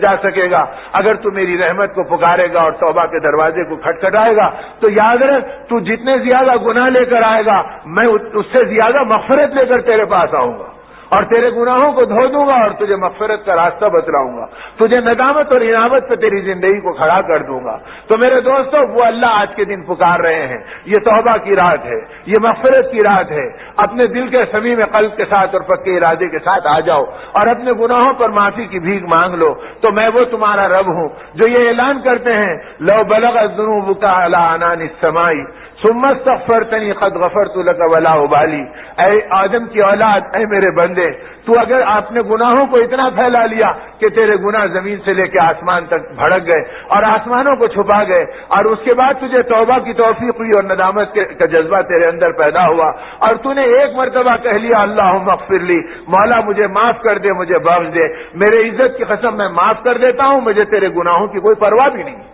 اس لیے کہ اللہ کی ذات تاثر سے پاک ہے، وہاں کوئی اغراض نہیں، کوئی تاثر نہیں۔ میرے بندے نے مجھ سے محبت کی اور اپنی زندگی کو بدل لیا، اور آگے کہتے ہیں ذکرتنی ذکرتک ونسیتنی ذکرتک۔ اے میرے بندے، جب تو مجھے یاد کرتا ہے تو میں تجھے یاد کرتا ہوں، اور جب تو مجھے بھول جاتا ہے تو میں پھر بھی تجھے یاد کرتا ہوں۔ ایسا نہیں کہ تو بھول گیا تو میں بھول گیا، تو بھول جاتا ہے اور میں پھر بھی یاد کرتا ہوں۔ توالینی والیک تسافینی اسافیک، کہ اے میرے بندے تو مجھے اپنا دوست بنا لے، میں تیرا دوست بن جاؤں گا، میرے ساتھ تو کھڑا کھڑا معاملہ کر، میں بھی تیرے ساتھ کھڑی کھڑی اپنی مددوں کو شامل حال کر دوں گا۔ وَإِن تُعْرِضْنِي وَأَنَا مُقْبِلٌ عَلَيْكَ، اگر تو مجھ سے منہ پھیر لے گا تو میں تجھ سے منہ نہیں پھیروں گا، میں تیری طرف توجہ کروں گا۔ جیسے کوئی ماں اپنے بچے سے محبت کرتی ہے، بچہ روٹ کے گھر سے چلا گیا لیکن ماں بچے سے نہیں روٹتی بلکہ محبت اور بھڑکتی ہے، ارے سامنے تھا اب تو وہ دور ہو گیا، وہ دروازے کو جھانکتی ہے کہ ادھر نظر آئے گا ادھر نظر آئے گا، کوئی دروازے پہ آواز آتی تو گمان ہوتا کہ میرا ہی بیٹا آ گیا، اور دوسرا دکھتا تو اور محبت بھڑک جاتی کہ کہاں ہے۔ جب ایک ماں اپنے بچے کا انتظار کرتی ہے تو 70 ماہوں سے زیادہ محبت رکھنے والا اللہ اپنے گنہگار بندے کا انتظار کرتا ہے کہ یہ جو پلٹ گیا روٹ گیا یہ پلٹ جائے اور میری طرف آ جائے۔ وَإِن تُعْرِضْنِي وَأَنَا مُقْبِلٌ عَلَيْكَ، کہ تو مجھ سے اعراض کرتا ہے منہ پھیر لیتا ہے لیکن میری رحمت پلٹ پلٹ کر تجھے دیکھتی ہے، اب پلٹے گا جب پلٹے گا، اب توبہ کرے گا جب توبہ کرے گا، اور جب یہ توبہ کے دروازے پہ آ جاتا ہے تو حق تعالیٰ فرماتے ہیں اذا تاب العبد يعلق له القناديل في السماء۔ حق تعالیٰ شانو کہ حدیث قدسی کا ٹکڑا ہے کہ خود اللہ فرما رہے ہیں جب میرا بندہ توبہ کے دروازے کو پکڑتا ہے تو میری خوشی اور مسرت اتنی بڑھ جاتی ہے کہ میں آسمانوں میں نور کی چادروں کو پھیلا دیتا ہوں اور آسمانوں میں نور کی قندیلیں لٹکا دیتا ہوں اور پورے آسمان کا نور کئی گنا بڑھ جاتا ہے، اور فرشتے بھڑک اٹھتے ہیں اور پوچھتے ہیں مولا یہ آسمانوں میں نور کا جشن کیوں ہو رہا ہے؟ تو میں کہتا ہوں اصطلاح عبد اللہ مولا، ارے سنو سنو، میرا ایک روٹھا ہوا بندہ مجھ سے صلح کر لیا اور میرا گناہگار بندہ توبہ کے دروازے کو پکڑ لیا، تو اللہ اس کی مسرت میں آسمانوں کو نور کی چادروں سے بھر رہے ہیں اور نور کی قندیلیں لٹکا رہے ہیں اور کہہ رہے ہیں میرے بندے تو پلٹ گیا تو میں تجھے پلٹانے کو تیار ہوں، تو میرے قریب آ گیا تو میں تجھے اپنی رحمت کی چادر اڑانے کو تیار ہوں۔ تو میرے دوستو یہ رحمت کی چادر اڑانے والی رات ہے، یہ اللہ رب العزت کی طرف پلٹنے والی رات ہے، نہیں معلوم یہ رات پھر زندگی کے اندر آئے گی یا کتنے ہیں جو گزشتہ ماہ رمضان میں ہمارے ساتھی تھے آج قبروں میں چھپ گئے اور منو مٹی وزن ان کے اوپر ڈال دیا گیا، ان کے بدنوں کو پتہ نہیں قبر کے کیڑوں نے کیا کر دیا، اب ان کے گھرانے بھی ان کو بھول گئے اور وہ اپنے پیٹ اور جیب میں لگ گئے۔ تو میرے دوستو پتہ نہیں آنے والے ماہ مہمان کی یہ مقدس رات 27ویں شب اور یہ ماہ مبارک کی چوکھٹ ہمیں ملے گی یا اس سے پہلے ہماری زندگی کا معاملہ پلٹ جائے گا۔ اس لیے سمجھدار ایمان والا وہ ہے جو توبہ کے دروازے کو پکڑ لے تو عزم صمیم کے ساتھ پکڑ لے، ایمان کی بے قراریوں کو پکڑ لے، اپنے محبوب نبی کی تمنا اور ان کی بے چینیوں کو اپنے سامنے رکھ کر اپنے دل کی دنیا کو بدل لے۔ اے اللہ آپ نے مجھے اس نبی کا امتی بنایا جو آقا ایک ایک فرد بشر کے لیے بے قرار تھے اور ایک ایک کو توبہ کراتے اور ہدایت کے راستے پہ ڈلاتے، گناہوں سے معافی اور غفلت سے توبہ اور شرک سے ایمان کی طرف ان کو دعوت اور ان کی زندگی کو پلٹا کر آپ خوش ہوتے۔ اے مولا جو نبی جو غیروں کے لیے بے قرار ہو گئے، آج میں پیٹ کی اولاد کو بھی حق کا راستہ نہیں بتلا سکا، میں اپنے گھرانے کو بھی صحیح راستے پہ نہیں ڈال سکا، میری زندگی میں نمازوں کے انوار نہیں، دعاؤں کا جلال نہیں، اللہ کی عظمت و کبریائی کا پرتو نہیں، میں کیسے اپنی زندگی کو گزاروں گا؟ اگر موت پکڑ لی تو میں آخرت میں کیا جواب دوں گا؟ یہ سوچ کر آدمی اپنے آقا کی بے قراریوں کو پہچانے کہ ہم اس آقا کے نام لیوا ہیں جو ایک ایک کے لیے بے قرار ہوئے اور بے چین ہو کر اپنی زندگیوں کو چلایا، اور اتنا بے چین اور بے قرار ہو کر اپنی زندگیوں کو چلایا کہ آپ کے اپنے رشتہ داروں میں اور آپ کے قرابت داروں میں آپ کی ایک شریک بہن بھی تھی جس کا نام شیما تھا، اور شیما کے بارے میں آتا کہ حضرت حلیمہ کے گود میں اس نے دودھ پیا تھا اور نبی رحمت صلی اللہ علیہ وسلم کے ساتھ حضرت حلیمہ کے پاس آپ سے وہ کھیلا کرتی تھی، وہ بڑی تھی آپ چھوٹے تھے تو کھیلتے ہوئے دور جاتی اور محبت میں پلٹ کے آ کے دیکھتی کہ میرا بھائی کیسا ہے، اسے کوئی آ کے جانور پکڑ تو نہیں لیا اور کوئی کیڑا کاٹا تو نہیں، تو آپ کو آگے پیچھے دیکھنا اور آپ کی مٹی کو جھٹکنا اور آپ کی ریت و کنکریوں کو نکالنا یہ معمول بنا ہوا تھا۔ اب اس کے بعد پھر زندگی کے دن بدل گئے، شیما اپنی جگہ لگ گئی، نبی رحمت صلی اللہ علیہ وسلم کو منصب نبوت مل گیا، ہجرت ہو گئی، آپ مدینہ طیبہ کو چلے گئے۔ اب وہ چرچے اور تذکرے آنے لگے کہ نبی رحمت صلی اللہ علیہ وسلم کا تقدس بڑھ رہا ہے، آپ کی عظمت کے تذکرے گلی کوچوں میں ہو رہے ہیں، دور دور کے علاقوں میں آپ کے اخلاق کی آوازیں گونجتی ہیں، اور بڑے بڑے علاقوں سے اپنے اپنے علاقوں کے روسا آپ پاس آتے ہیں اور بادشاہوں کے قاصد آپ کی خدمت میں آ کے بیٹھتے ہیں۔ تو مکے کے اندر شیما کی سہیلیوں نے اور شیما کے قبیلے والوں نے کہا، شیما تجھے یاد ہے کہ تیرا ایک دوسرا شریک بھائی تھا، اس کا نام محمد ابن عبداللہ تھا، اب وہ مدینے کو چلے گئے اور ان کے بارے میں اطلاع ہے کہ وہ نبوت کے مدعی ہیں اور دنیا ان کے پاس کسی کسی آتی ہے اور بڑی بڑی طاقتیں اپنی نگاہوں کو جھکا دیتی ہیں اور عظمت سے ان کے قدموں سے نگاہ کو اوپر نہیں اٹھاتی. کیا تو نے بھی کبھی اپنے بھائی سے ملاقات کی اور بھائی تجھے پہچان بھی سکا یا اب حالات بدل گئے اور بھائی تجھے دیکھنے کے لیے بھی تیار نہیں؟ تو شیما کہتی ہے کہ مجھے بھائی کی محبت یاد آئی اور بچپن کے حلیمہ کے گود کا زمانہ یاد آیا. میں نے فوراً سفر کا ارادہ کیا. کچھ سہیلیاں میرے ساتھ ہو گئیں جن کو لے کے میں اونٹ کی پیٹھ پر ایک قافلہ بنا کر مدینے کو پہنچی. جب مدینے کے سرحد پہ پہنچی تو صحابہ نے دیکھا کہ بالکل ایک مدینے کی معاشرت سے ہٹا ہوا ایک نئے انداز کے لباس پہنے ہوئے جو مکے کے دیہاتوں میں لوگ پہنتے تھے عورتوں کا ایک قافلہ چلے آ رہا. انہوں نے روکنا چاہا کہ یہ کدھر سے آ گیا, کون لوگ ہیں. تو شیما کی طبیعت میں بے باکی اور جرات مندانہ پن تھا. اس نے فوراً صحابہ سے کہا ہٹ جاؤ اور ہمارے راستے میں رکاوٹ مت بنو. جا کے تم اپنے نبی سے کہنا کہ تمہاری بہن شیما تم سے ملنے کے لیے آئی ہے. تو صحابہ سکتے میں پڑ گئے کہ آقا بھی کوئی دوسری شریک بہن ہے اور وہ آقا سے ملنے کے لیے آئی. پہلی بار ہمارے کانوں نے سنا اور اس قافلے کو ہماری آنکھوں نے پہلے منظر میں دیکھا تو وہ ادب میں پیچھے ہٹ گئے اور آ کر مسجد نبی میں رسول اللہ صلی اللہ علیہ وسلم کی خدمت میں کہا اے اللہ کے حبیب صلی اللہ علیہ وسلم, ایک قافلہ عورتوں کا آیا ہے جو بیگانہ اور اجنبی ہے. ہم نے انہیں روکنا چاہا تو انہوں نے بے باک ہم کو ہٹا دیا اور کہا کہ دور ہٹو اور اپنے نبی سے کہہ دینا کہ تمہاری دوسری بہن شیما تم سے ملنے کے لیے آئی ہے. صحابہ کہتے ہیں آقا نے شیما کا نام سنا تو چہرہ فرط مسرت سے چمک گیا, آنکھوں میں خوشی کے آنسو آ گئے. آپ نے فرمایا ارے ادب سے لاؤ اور پورے احترام سے لاؤ, بے شک وہ میری بہن ہے اور مدت دراز کے بعد اللہ نے ملایا. میں اسے یاد کرتا تھا کہ وہ کہاں ہے اور وہ کب مجھ سے ملاقات کرے گی. اللہ نے اسے بھیج دیا, لے آؤ. اور پھر فوراً کہا کہ اس مسجد نبی کے صحن کو صاف کرو. گھرانے نبوت میں کہا کہ جو کپڑے ہیں بھیج دو تاکہ میں اچھا سفر بچھا دوں اور اپنے بہن کا اور اس کے ساتھ آنے والی سہیلیوں کا استقبال کروں. یہاں تک کہ وہ قافلے سے اترے. شیما کہتی میں نے دور سے دیکھا کہ مسجد نبی کے اندر لوگ ایسی ادب اور عظمت کے اندر بیٹھے ہیں کہ آقا دوسری طرف دیکھتے ہیں تو آپ کے چاہنے والے آپ کو دیکھ کر اپنی آنکھوں کی غذا پوری کرتے ہیں. جب آقا ان کو دیکھتے ہیں تو وہ آنکھ سے آنکھ نہیں ملاتے بلکہ نگاہوں کو گرا دیتے ہیں اور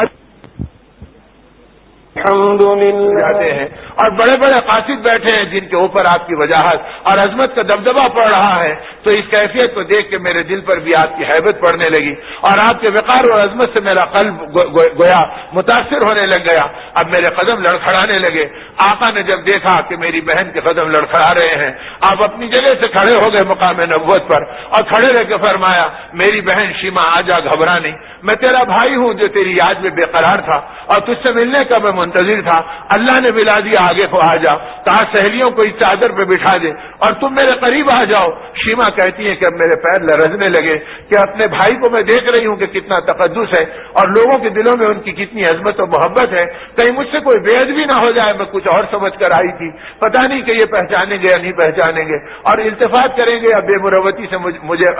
گویا ڈھکیل دیا جائے گا. لیکن یہاں تو میری محبت اور عظمت ان کے دل میں اتنی ابل پڑی کہ جسے دیکھ کے طبیعت شرما جا رہی ہے اور طبیعت گھبرا جا رہی ہے. شیما کہتی لڑکھڑاتے قدم سے میں رکنے لگی. آپ نے فرمایا آپ کے شیما اور قریب آ جا, تو میرے پڑوس میں آ جا. جب میں ڈرتے ڈرتے قریب پہنچی تو میں ابھی بیٹھنے نہیں پائی کہ آقا کے جسم مبارک پہ چادر پڑی تھی. آپ نے فوراً چادر جسم مبارک سے کھینچ دی اور پھیلا کے فرمایا شیما نیچے مت بیٹھ, اس چادر پہ بیٹھ. تو شیما کہتی میری چیخ نکل گئی. میں نے کہا آقا آپ تو وہ ہیں کہ میں دنیا کے اندر آپ کا تفضل سن رہی تھی اور آج اپنی آنکھوں سے آپ کی عظمت اور محبت لوگوں میں دیکھ رہی ہوں. میں اتنی بڑی بے ادبی کروں کہ آپ کے جسم مبارک کی ردا پر اور چادر پر میرے قدم پڑ جائیں. فرمایا شیما تو میری بہن ہے, بھائی کا حق ادا کر دے اور بھائی کا دل ٹھنڈا کر لے. مدتوں کے بعد ملی, پتہ نہیں پھر کب ملاقات ہوگی. آجا آجا یہ کہہ کر اس پہ بٹھا لیا اور جب میں چادر پہ قدم رکھی تو جب بھی میری طبیعت گھبرا رہی تھی آپ نے بچپن کے دن یاد دلائے.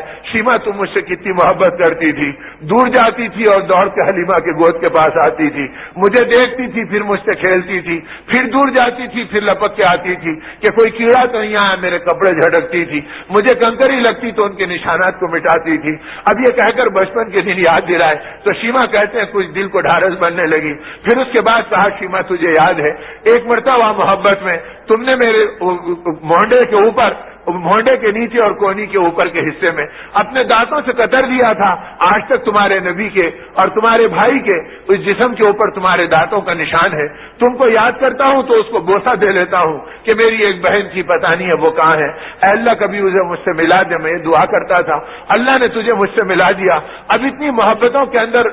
رل مل گئی اور ایسے ان کو آپ نے قریب کر لیا کہ اس رلنے ملنے کے اندر آپ کی کیفیت ایسی بن گئی کہ حضرت شیما کہتی ہیں کہ میرے آنکھوں سے آنسو بے اختیار جاری ہوئے. میں نے کہا کہ بھائی میں آئی تو تھی ابن عبداللہ سے ملنے کے لیے, اب میری زبان محمد رسول اللہ کہنے کو بے قرار ہے. اللہ کے لیے وہ رسالت کا کلمہ مجھے پڑھا دیجئے, وہ توحید کی دولت مجھے دے دیجئے کہ میں بھی ایک اللہ کو مان لوں اور آپ کی غلامی کو قبول کر لوں. اتنا کہنا تھا کہ آقا کی آنکھوں سے محبت کے آنسو ٹپک گئے. فرمایا اے اللہ آپ کیسے کریم ہیں کہ میری اس دوسری شریک بہن کو آپ نے جہنم سے بچا لیا اور میری امت میں اسے شریک فرما دیا. اس کو کلمہ پڑھایا, اللہ کا شکرانہ ادا کیا. آنے والی سہیلیوں نے وہ کلمہ پڑھا, آپ محبت میں ڈوب گئے اور آنسو آپ کے بہ گئے. پھر فرمایا میری بہن اگر تو مدینے میں رہنا چاہے تو میں قریب میں تیرے مکان کا انتظام کر دوں اور بقیہ زندگی میرے آنکھوں کے سامنے تیری اور تیرے آنکھوں کے سامنے میری گزر جائے. اور اگر تو جانا چاہتی ہے کوئی تقاضا ہے تو تیرا بھائی تجھے روکے گا نہیں بلکہ جانے کا بھی انتظام کرے گا.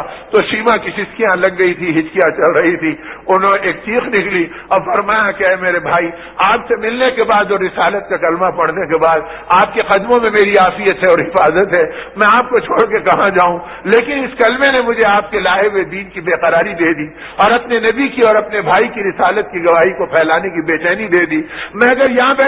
بیٹھوں گی تو میرا قافلہ گمراہی میں پڑ جائے گا اور میرا قبیلہ بھٹک جائے گا. اگر آپ اجازت دیں تو وہ منتظر ہے کہ میں آپ کے اوصاف اور آپ کا پیغام ان کو سناؤں, تو میں ان تک کے اس نعمت ایمان کو لے جانا چاہتی ہوں اور اس کلمے کی دولت کو ان کو پہنچانا چاہتی ہوں. اگر زندگی بچے گی تو آپ کے قدموں میں گزار لوں گی. نبی رحمت صلی اللہ علیہ وسلم بھی بے قرار ہو گئے. فرمایا شیما اگر تو جانا چاہتی ہے تو تیرا بھائی تیرے سفر کا انتظام کرے گا. صحابہ سے فرمایا اچھی سے اچھی اونٹنی لاؤ, اور اونٹنیوں میں بہترین اونٹنی کا آقا نے خود انتخاب کیا. فرمایا یہ میری بہن کی سواری ہے. کجاوا اپنے مبارک ہاتھوں سے کسا اور پھر فرمایا شیما اس کے اوپر چڑھ جا اور بیٹھ جا. اور شیما جب بیٹھنے کا ارادہ کی تو بیٹھنے میں تکلف ہوا تو آقا بیٹھ گئے اور فرمایا شیما میرے کاندھے پہ قدم رکھ کر اس اونٹنی پہ بیٹھ جا. تو شیما کی چیخیں نکل گئی. فرمایا کہ آقا آپ کیا کہہ رہے ہیں؟ فرمایا نہیں شیما میں تیرا بھائی ہوں, اپنے بھائی کا حق ادا کر دے تاکہ ان محبتوں سے میرے دل کو ٹھنڈک پڑے گی کہ میں نے بھی بہن کا کوئی حق ادا کیا اور اس کے ساتھ سلوک کیا. شیما کہتی ہے آقا نے محبت سے مجھے چڑھایا اور اونٹنی پہ مجھے بٹھا دیا. جب میں بیٹھ گئی تو آپ نے گھرانے نبوت کو آواز دی اور تمام گھر کی ازواج مطہرات سے کہا کہ جو چیزیں تمہیں پسند ہیں میری بہن کو ہدیے میں دے دو تاکہ میری بہن خوشی خوشی جائے. اتنے ہدایت دیے, اتنے تحائف دیے کہ اونٹ کی پیٹھ پوری چھپ گئی اور اونٹنی کی پیٹھ پہ رکھنے کے لیے کوئی جگہ باقی نہیں رہی. اور جب وہ ہدایت اور تحائف سے بھر گئے اور میں بیٹھ گئی اور میری سہیلیوں کا قافلہ پیچھے کو میرے ساتھ اونٹنیوں پہ سوار ہو گیا تو آپ میری اونٹنی کی نکیل پکڑ لیے اور فرمایا شیما میں کچھ دیر تجھے رخصت کرتا ہوں. پھر میری چیخ نکلی, میں نے رو کے کہا اے اللہ کے حبیب صلی اللہ علیہ وسلم مجھ سے اتنی گستاخی مت کرا لیجئے اور مجھے بے باک بہن مت بنائیے. آپ اللہ کے نبی ہیں, انبیاء کے امام ہیں. اب میں چور چور ہو رہی ہوں آپ کے احسانات میں. اگر آپ چلیں گے تو میری شرم سے میری زندگی ڈوب جائے گی. آپ ٹھہر جائیے, مجھے روانہ کر دیجئے. فرمایا نہیں بہن تو کچھ دیر میرے دل کو تسلی پا لینے دے اور مجھے تجھے چھوڑنے دے. تو حضرت شیما کہتی ہے میں نے کہا آقا آپ اونٹنی پہ بیٹھ جائیے, مجھے اتار دیجئے تاکہ میں پیدل چلوں. فرمایا نہیں خبردار تم بیٹھی رہو اور مجھے اونٹنی کی نکیل اور رسی پکڑنے دو. آقا رسی پکڑ کے چلتے رہے اور اسلام کی دعوت اور اسلام کے آداب بتلاتے رہے اور بتلاتے بتلاتے اتنی دور چلے کہ مسجد نبی سے مسجد قباء تک جو 3 کلومیٹر کا راستہ ہے نبی رحمت صلی اللہ علیہ وسلم نے شیما کو سواری پہ بٹھایا اور ان کی سہیلیوں کے قافلے کو سوار کرا دیا اور خود پیدل پیر مبارک کے اوپر چلتے ہوئے مسجد قباء تک پہنچے ہیں اور وہاں تک چھوڑا ہے. کہا شیما اب میں یہاں سے رخصت کرتا ہوں. تو شیما کی سسکیاں اور ہچکیاں لگ گئیں اور آقا کا چہرہ آنسوؤں سے بھیگ گیا. صحابہ اس محبت بھرے منظر کو دیکھ کے یاد کرتے رہتے تھے کہ آقا نے کیسی محبت اپنی بہن کے ساتھ کی اور بہن نے بھی اس بھائی کا کیسا حق ادا کیا اور ایمان کو قبول کیا اور نبوت کے راستے کو اختیار کیا. اب شیما کہتی ہیں جب میں مکے کو آئی تو میرا قافلہ بے چین اور میرا قبیلہ منتظر تھا. تو میرے قافلے کی عورتیں جو مجھے دیکھنے کو منتظر تھیں انہوں نے وہیں سے چیخا اور پوچھا، میں اونٹنی کی پیٹھ پہ بیٹھی ہوئی ہوں، کہ شیما بتلاؤ کہ تیرے بھائی نے تجھے پہچانا یا نہیں پہچانا؟ تو میں تڑپ گئی اور پھر وہ یاد اور محبتیں آ گئی۔ میں نے کہا میں قسم کھا کے کہتی ہوں اور اس بات میں سچی رہوں گی قسم میں کہ دنیا میں قیامت تک اس زمین کی آنکھیں اور آسمان کی نگاہیں کسی عیب سے بھائی کو نہیں دیکھے ہوں گے جیسا بھائی اللہ نے مجھے دلایا، اور میری محبت میں وہ کیسے ڈوبے، ان کے اخلاق ایسی، ان کی محبتیں ایسی، ان کے کردار ایسے، ان کی بے قراریاں ایسی۔ تو فرمایا کہ شیما نے جب نبی رحمت صلی اللہ علیہ وسلم کی قربانیاں اور محبتیں سنائیں تو اسے سن کر وہ اتنی متاثر ہوئی کہ شیما کہتی ہیں میں بھی اونٹنی سے اترنے نہیں پائی تھی کہ 70 عورتوں نے اسلام قبول کیا اور ایمان کا کلمہ پڑھا۔ میں نے اللہ کا شکر ادا کیا، اے اللہ تو نے میرے بھائی کے لائے ہوئے پیغام کو ان میں منتقل کیا اور دین و ایمان کی دولت ان کے اندر پہنچا دی۔ پھر جب میں اتر کے اپنے قبیلے میں گئی تو ہر ایک مجھ سے پوچھتا کہ بتاؤ تو نے بھائی کو کیسے پایا۔ جب میں آقا کی تعریف کرتی، ان کے اخلاق اور ان کی بے قراری بتاتی، ان کی صداقت اور ان کی وجاہت بیان کرتی، تو قبیلے کے اندر لوگ اتنے متاثر ہوئے کہ 300 گھرانے اسلام میں داخل ہو گئے۔ میں نے کہا اللہ آپ کا کرم کہ آپ نے میرے بھائی سے ملنے والی امانت کو اس راستے میں منتقل کیا اور ان سب کو جہنم سے بچایا اور جنت کے راستے پہ چلایا۔ تو میرے دوستوں اور میرے بزرگوں، جس آقا نے بہن کے ناطے عورتوں کا حق ادا کیا اور بیوی کے ناطے اپنے گھرانے کو ایمان کی محنتوں پہ کھڑا کیا اور اللہ کے راستے کی ذمہ داریاں ان کو بدلائی اور صحابہ کی عورتوں کو ایمان کی محنتوں پہ متوجہ کیا، ان کے بچوں کو دین کی قربانیوں پہ کھڑا کیا، ان کی زندگیوں کو قیامت تک آنے والی انسانیت کا غم اور فکر دلائی اور اس راستے پہ چلنے کے وہ مطالبے فرمائے جو قرآن پاک جگہ جگہ تفصیل کے ساتھ بیان کرتا رہا۔ امت اس راستے کے اوپر چلے تو صحابہ اس کا عملی نمونہ بنے اور موت تک وہ انہی محنتوں کے اندر اپنی زندگیوں کو چلاتے رہے۔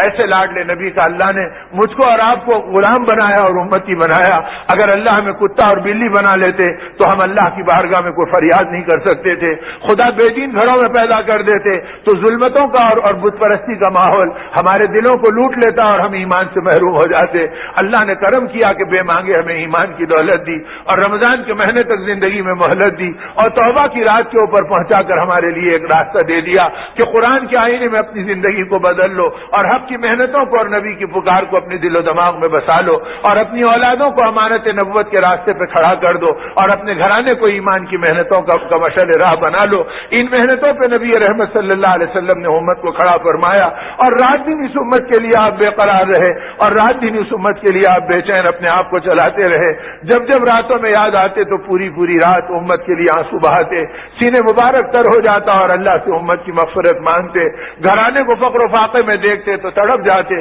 اور پھر اس کے بدلے میں مانگتے، اے اللہ میں نے فاطمہ کو بھوک میں دیکھا ہے، میں نے حسن حسین جیسے نوازوں کو بلکتا اور تڑپتا دیکھا ہے، اگر آپ اس میں اپنے نبی کا امتحان لے رہے ہیں تو میں اپنی زبان حال سے اس بات کا ترجمان ہوں کہ مولا آپ کا نبی اس پہ راضی ہے، لیکن مولا جو نبی اپنے گھرانے کو بلکتا اور اپنی اولاد کو تڑپتا دیکھنے پہ راضی ہے وہ نبی اپنی امت کو جہنم کے فاقوں میں تڑپتا ہوا نہیں دیکھ سکتا۔ اے مولا میری امت کی بخشش فرما دے، ان کو ہدایت و حق کے راستے پہ ڈال دے۔ ان بے قراریوں میں نبی رحمت صلی اللہ علیہ وسلم نے اپنی پوری حیات پاک گزاری، اپنے چہیتے صحابہ کو ان محنتوں پر ڈالا، بوڑھے اور جوانوں کو ان محنتوں پہ لگایا، عورتوں کی تمنائیں دین کی محنتوں کی بنائی۔ نتیجہ یہ تھا کہ عورتیں حیا کا مجسم نمونہ بن گئی تھیں۔ میرے دوستو دین کی محنتیں نکل گئی تو معاشرہ تار تار ہو گیا، حلال و حرام کی تمیز اڑ گئی، سود اور جھوٹ کو پہچاننا ختم ہو گیا۔ جس راستے پہ نبی پاک صلی اللہ علیہ وسلم نے امت کو اتنا متنبع کیا تھا کہ دیکھو اگر 2 پیسے اگر تم سود کے کھاتے ہو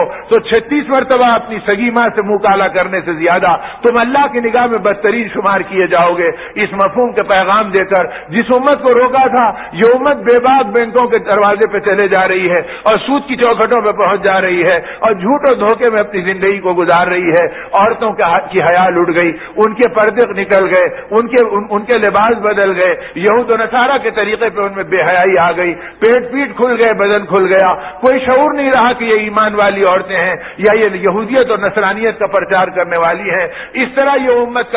کی زندگیاں چول چول ڈھیلی ہوتے چلے جا رہی ہے اور کوئی ان پہ اپنے انجام کو سوچنے والا اور اپنی آخرت پہ رحم کھانے والا نہیں رہا۔ یہ ماہ مہمان نے ہم کو توبہ کا راستہ بتلایا اور اس ماہ قرآن نے ہم کو حق کا راستہ دکھلایا کہ دیکھو نبی پاک صلی اللہ علیہ وسلم نے کس حیا کے راستے پہ امت کو اٹھایا تھا اور کس پاکی کے راستے پہ امت کو چلایا تھا اور کن بلند محنتوں کے اوپر پر امت کو کھڑا کیا تھا، جس کے نتیجے میں امت بلند ہوئی، دنیا ان کی ٹھوکروں میں آئی اور اللہ کے غیبی فیصلے ہمارے ساتھ ہوئے۔ میرے دوستو، یہ مبارک مہینہ اور یہ مبارک ایام اور یہ قدر کی عظمت والی رات جو قرآن کی جشن نزول کی رات ہے، یہ جہاں رمضان میں عبادتوں کے ساتھ ملی، یہ باطل کی کمر توڑنے والی بدر کی میدان کی رات بھی قدر کی راتوں میں کی رات کی طرح تھی، اور اللہ نے صاف فرما دیا کہ دیکھو اس رات کے اندر ہم نے تمہاری قدر و منزلت کی، اور دو جتھوں کے اندر ہم نے باطل کو توڑا اور حق کو چمکایا۔ تو یہ محنتوں میں اللہ کے نبی صلی اللہ علیہ وسلم کا نمونہ دکھلایا کہ نبی رحمت صلی اللہ علیہ وسلم ماہ مہمان میں ہدایت کی محنت میں نکلے ہیں اور دعوت کی فکروں میں چلے ہیں اور آخرت کی کوششوں میں اپنے آپ کو چلایا۔ تو اللہ کرے کہ آقا کی وہ محبتیں ہمارے دل و دماغ میں بس جائیں اور آج کی رات توبہ کی رات بن جائے اور تقدیر کو چمکانے والی بنے اور اللہ کی رحمتوں کو کھینچنے والی بنے، اور آدمی یہ سوچے کہ مولا ہم نے تو ساری نعمتوں کو جرم میں استعمال کیا اور غفلتوں میں استعمال کیا، آج کی رات ہماری توبہ کو قبول فرما کر آقا کے غم کو ہمارا غم بنا دے اور آقا کی ارمانیں ہماری ارمانیں بنا دے۔ آقا دنیا سے پردہ فرما رہے ہیں، کروٹیں بدل رہے ہیں، لیکن امت کا غم ہے اور بار بار فرماتے ہیں کہ میرے بعد میری امت کا کیا ہوگا۔ جبرائیل امین آئے اور کہا اللہ کے حبیب اگر آپ دنیا میں رہنا چاہیں تو اللہ مہلت بڑھانے کو تیار ہیں۔ آپ رو پڑے اور فرمایا اللہم رفیق الاعلیٰ، اے جبرائیل میں رفیق اعلیٰ سے ملنے کا مشتاق ہوں، لیکن امت کا غم ہے کہ امت کو چھوڑ رہا ہوں، امت کا کیا ہوگا۔ اما جان عائشہ رضی اللہ عنہ فرماتی ہیں میرے گود میں آپ کا سر ہے، پٹی آپ نے سر پہ باندھ رکھی ہے، ٹھنڈے پانی کا دشت ہے جس میں بار بار ہاتھ ڈال کے چہرے پہ پھیرا جاتا ہے اور آپ کے اوپر ساتھ ساتھ مشق پانی ڈالی جا رہی ہے، اور اس کیفیت بے چینی کا یہ حال ہے، لیکن جس کے گود میں سر رکھا اس کو نہیں دیکھا۔ جو امت یاد آئی اس کو دیکھنے کے لیے بے قرار ہوئے کہ میری امت کا میرے بعد کیا ہوگا۔ حضرت انس فرماتے ہیں اقامت ہو رہی تھی، مسجد نبی میں صفیں کھڑی ہو رہی تھی، اقامت کی آواز سن کر آپ نے فرمایا عائشہ حجرے کا پردہ ہٹا دے تاکہ تیرا نبی ایک بار اپنی امت کو جی بھر کے دیکھ لے۔ اما جان کہتی ہیں پردہ ہٹایا گیا، آپ امت کو ٹکٹکی باندھ کر دیکھنے لگے اور ایسے محبت سے دیکھنے لگے اور چہرہ چمکنے لگا کہ حضرت انس فرماتے ہیں رضی اللہ تعالیٰ عنہ اس ذات کی قسم جس کے قبضے میں میری جان ہے، میں نے آقا کا چہرہ اتنا کھلا ہوا نہ اس سے پہلے کبھی دیکھا نہ بعد دیکھنے کو ملا۔ ایسے معلوم ہوتا تھا کہ اپنے خون سے سینچے ہوئے باغ کو دیکھ کر آپ کا چہرہ کھل رہا ہے اور آپ خوشی کے مارے جگمگا رہے ہیں۔ آپ دیکھتے رہے، میرا دل چاہتا تھا کہ صف توڑ کر آپ کے قدموں سے لپٹ جاؤں، لیکن امت میں فتنہ پڑ جائے گا، کوئی ایک امتی بھی اپنی جگہ صحیح نہیں رہ سکے گا۔ میں نے گھٹ گھٹ کر کے اپنے غم کو پیا اور آقا کو میں بھی دیکھتا رہا، یہاں تک کہ آقا دیکھتے رہے۔ فرمایا عائشہ پردہ گرا دے، پردہ گرایا گیا، تھوڑی دیر میں آپ دنیا سے پردہ فرما گئے۔ تو اما جان کہتی ہیں آخری نگاہ امت پہ ڈالی، گھرانے پہ نہیں ڈالی، لاڈلی بیٹی تھی اس پہ نگاہ نہیں جمائی، چہیتی بیویوں کے درمیان تھے لیکن ہم کو نہیں دیکھا تو امتی کو دیکھا، مانگا تو امتی کے لیے مانگا، تڑپے تو امتی کے لیے تڑپے۔ اللہ قیامت تک آنے والی میری امت ہے، اس کو صحیح راہ پہ ڈال دینا، اور امت کو دعائی دی تو عرفات کے میدان میں یہی دعائی دی میرے پیغام کو پھیلاتے رہنا اور مجھ پہ نازل ہونے والے قرآن کو دنیا میں عام کرتے رہنا۔ میرے دوستو یہ قدر کی رات کی قدردانی یہ ہے کہ زندگی کا سودا یہ بن جائے، سر میں سوغات یہ آ جائے، دل کی دنیا میں یہ فکریں آ جائیں اور آدمی اسے کو اپنی زندگی کا اصلی سرمایہ بنا لے اور ان محنتوں میں اپنے آپ کو چلا لے، خصوصاً ایسے زمانے میں جبکہ امت نازک دوراہے پہ کھڑی ہو، ہماری جان مال عزت و آبرو خطرے کی آخری داؤ پر اور آخری چوٹ پر لگی ہوئی ہو، امت ارتداد میں پھسلنے کا خطرہ ہو، خون بہ رہا ہے تو آنکھوں کا نور چھن گیا، آنکھوں کی محبت لٹ گئی، کوئی محبت سے دیکھنے والا نہیں رہا، دلوں کی ہمدردیاں ختم ہو گئی، کوئی ہمدردی کرنے والا نہیں رہا، کوئی کر رہا تو اپنی اغراض کی بنیاد پہ کر رہا ہے، اللہ اور اس کے رسول کی بنیاد پہ نہیں کر رہا۔ ایسے زمانے میں اگر توبہ کا دروازہ مل گیا اور زندگی پلٹ گئی اور اللہ کا پیار و محبت ہمیں مل گیا، اللہ حالات عالم بدل دیں گے، انقلاب عالم وجود میں آ جائے گا، زمانے کے فرعون ڈوب جائیں گے، زمانے کے قارون دھس جائیں گے اور زمانے کی جابرانہ طاقتیں پاش پاش ہو جائیں گی اور خدا اپنے غیبی نظام کو دکھلا دیں گے۔ اس لیے اللہ پاک اس رات کے اندر اپنے کرم سے ہمیں سچی پکی توبہ دے، دعوت اللہ کی محنتیں دے، ایمان کی محنتوں میں چلنا پھرنا دے، نمازوں کی حفاظت دے، دعاؤں کی قبولیت کے راستے پہ دلوں کو تڑپا دے اور اپنے آپ کو اللہ کی بارگاہ کے اندر محصور کر دینا اور حلال و حرام کو پہچان کر زندگی گزارنا، اپنے اور اپنے عورتوں میں ایمان اور آخرت کی فکروں کو بسا دینا حق تعالیٰ میرے لیے، آپ کے لیے اور تمام امت کی مردوں اور عورتوں کے لیے آسان کر دے اور اس مبارک رات کو ہمارے لیے مقدس رات بنا دے۔ یہ طے کر لے کہ انشاءاللہ اللہ ہماری توبہ کو قبول کر لے اور بقیہ زندگی ایمان پہ مر مٹنے والا ہم کو بنا دے، اور اپنے نبی کی محبتوں اور دین کی فکروں کو اپنے سینے میں لینا اور دوسروں کی زندگی میں منتقل کرنا۔ اے اللہ تو اپنے کرم سے ہمارا اصلی کام بنا دے۔ بھائی اس کی نیتیں کرو، دعا کرو کہ اللہ پاک اپنے کرم سے ہم کو قبول کرے اور خیر و برکت کے ساتھ اللہ پاک اس بچے ہوئے ایام کو گزروا دے، اور ایسے گزروا دے کہ اللہ پاک ہماری دل کی دنیا بدل دے اور خدا کے غیبی فیصلے ہماری حمایت میں آ جائے اور امت کی سسکتی زندگی کو اللہ اپنی قدرت سے چمکا دے۔ درود شریف پڑھ کے دعا کرو۔ الحمد للہ رب العالمین والصلاة والسلام علی رسولہ الکریم۔ اللهم ربنا ظلمنا انفسنا وان لم تغفر لنا وترحمنا لنكونن من الخاسرين۔ اللهم يا اول الاولين، اللهم يا آخر الآخرين، ويا ذا القوة المتين، ويا راحم المساكين، ويا ارحم الراحمين۔ اللهم يا حنان يا منان يا بديع السماوات والأرض يا ذا الجلال والإكرام، يا حي يا قيوم برحمتك نستغيث۔ اللهم إنك عفو تحب العفو فاعف عنا، اللهم إنك عفو كريم تحب العفو فاعف عنا يا كريم۔ اللهم يا مقلب القلوب ثبت قلوبنا على دينك، ويا مصرف القلوب صرف قلوبنا على طاعتك۔ اللهم طهر قلوبنا من النفاق وأعمالنا من الرياء وألسنتنا من الكذب وأعيننا من الخيانة، فإنك تعلم خائنة الأعين وما تخفي الصدور۔ اللهم اشرح صدورنا للإسلام، اللهم يا مقلب القلوب ثبت قلوبنا على دينك، ويا مصرف القلوب صرف قلوبنا على طاعتك، يا حي يا قيوم۔ اللهم إنا نسألك الجنة ونعوذ بك من النار، يا خالق الجنة والنار، يا حي يا قيوم برحمتك نستغيث۔ اللهم اصلح لنا شأننا كله ولا تكلنا إلى أنفسنا طرفة عين، ولا تنزع منا صالح ما أعطيتنا۔ اللهم إنا نسألك الهدى والتقى والعفاف والغنى، اللهم إنا نعوذ بك من جهد البلاء ودرك الشقاء وسوء القضاء وشماتة الأعداء۔ اللهم إنا نعوذ بك من زوال نعمتك وتحول عافيتك وفجاءت نقمتك وجميع سخطك۔ اے اللہ ہمارے گناہوں کو معاف فرما، ہمارے قصوروں کو درگزر فرما۔ مولا آپ ہی نے اپنے کرم سے زندگی میں مہلت دی، اور اے اللہ ماہ مبارک کا سایہ دیا، غلاموں کی طرح پاک کلام کو سننے کے لیے اپنے دربار میں بلایا، اور اے اللہ آج کلام پاک کی تکمیل اپنے کرم سے کروائی، اور اے اللہ اپنی بارگاہ میں بلا کر بٹھا لیا۔ مولا آپ کی عزت کی قسم ہم آئے نہیں لائے گئے، آپ کی رحمت نے لایا، آپ کے کرم نے لایا،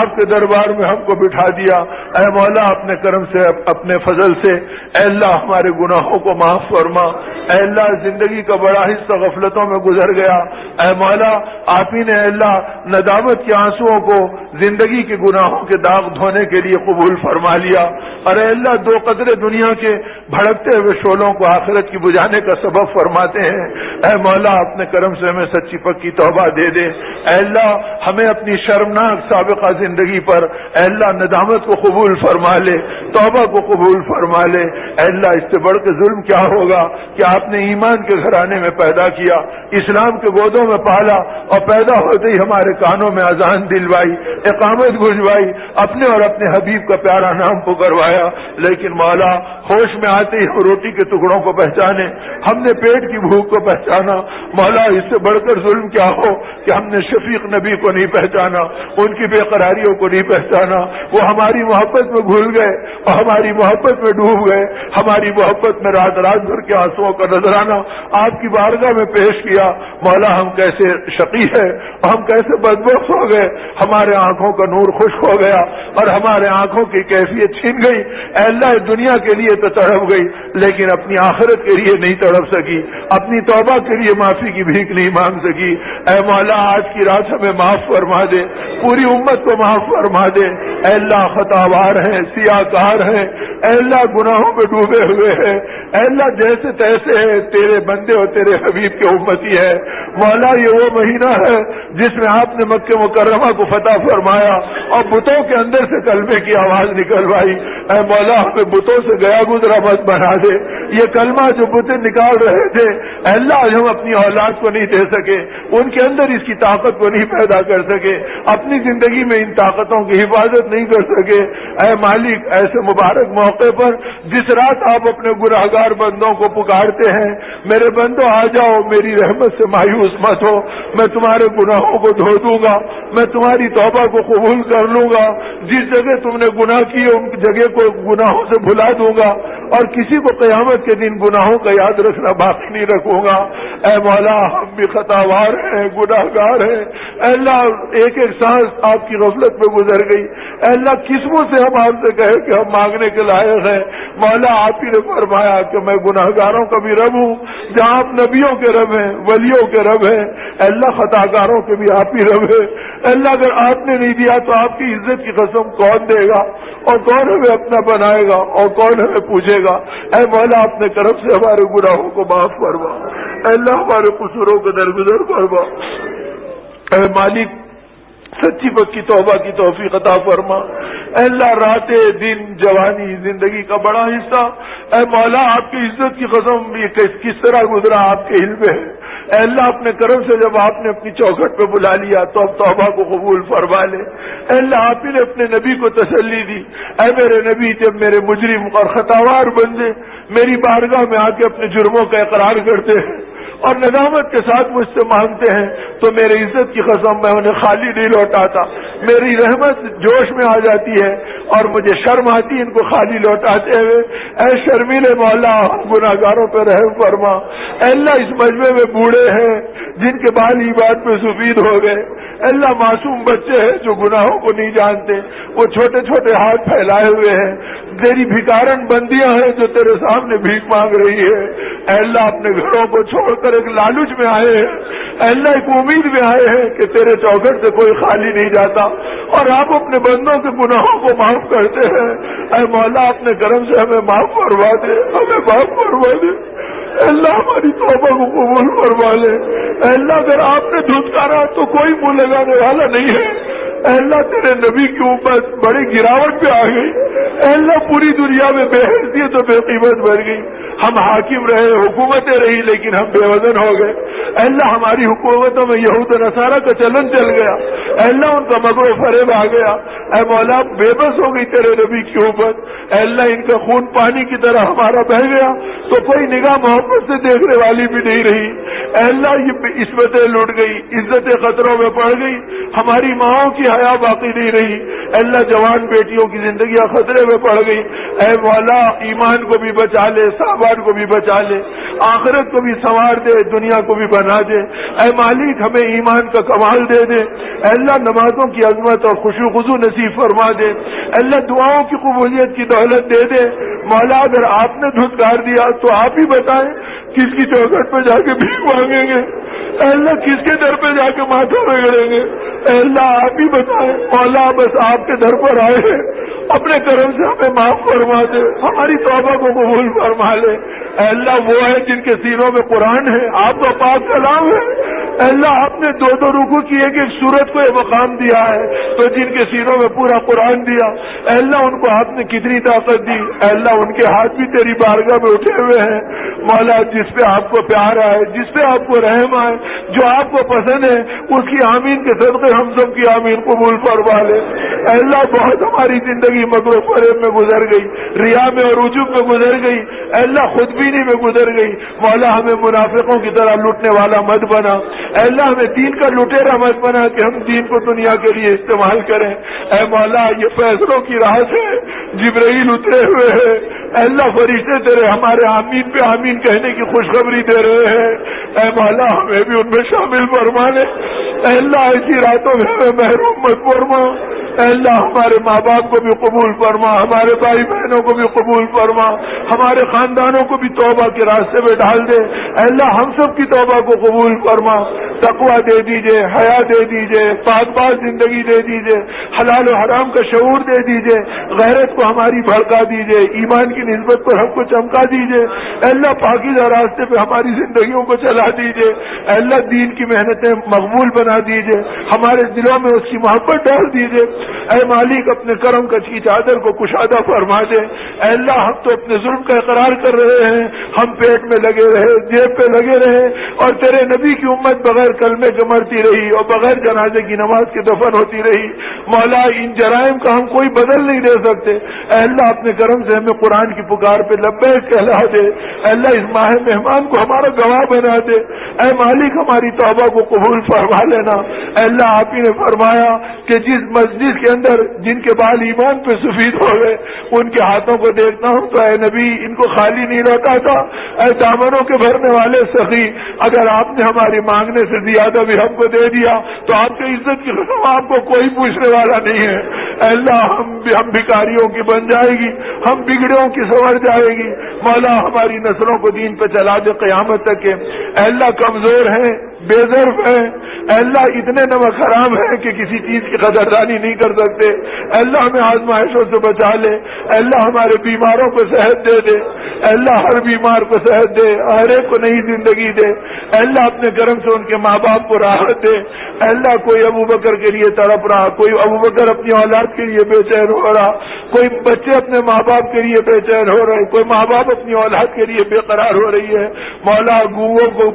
سننے کی طاقت دے دے اور کہنے کی طاقت دے دے۔ اے اللہ بہروں کو سننے کی طاقت دے دے اور گونگوں کو گویائی کی قوت دے دے۔ اے اللہ آپ کے خزانوں میں سب کچھ ہے، رحم فرما، کرم فرما۔ اے اللہ معذوروں کو طاقت دے دے، ہمارے کمزوروں کو حوصلہ دے دے۔ اے اللہ ہمارے مقروضوں کے قرضے غیبی خزانوں سے ادا فرما دے۔ اے اللہ کسی کو کسی کے سامنے ذلیل ہونے والا مت بنا اور رسوا ہونے والا مت بنا۔ اے اللہ ہماری ساری پریشانیوں کو دور فرما۔ اے اللہ آپ ہی نے فرمایا مجھ سے مانگو میں تمہیں دوں گا، میں تمہاری سنتا ہوں۔ اے مولا آپ کو سنانے کے لیے بھیک مانگ رہے ہیں اور آپ سے لینے کے لیے ہاتھ پھیلا رہے ہیں۔ اے مولا اپنے حبیب کی امت کو بہروبت فرما۔ اے اللہ ہمارے ٹوٹے پھوٹے روزوں کو قبول فرما۔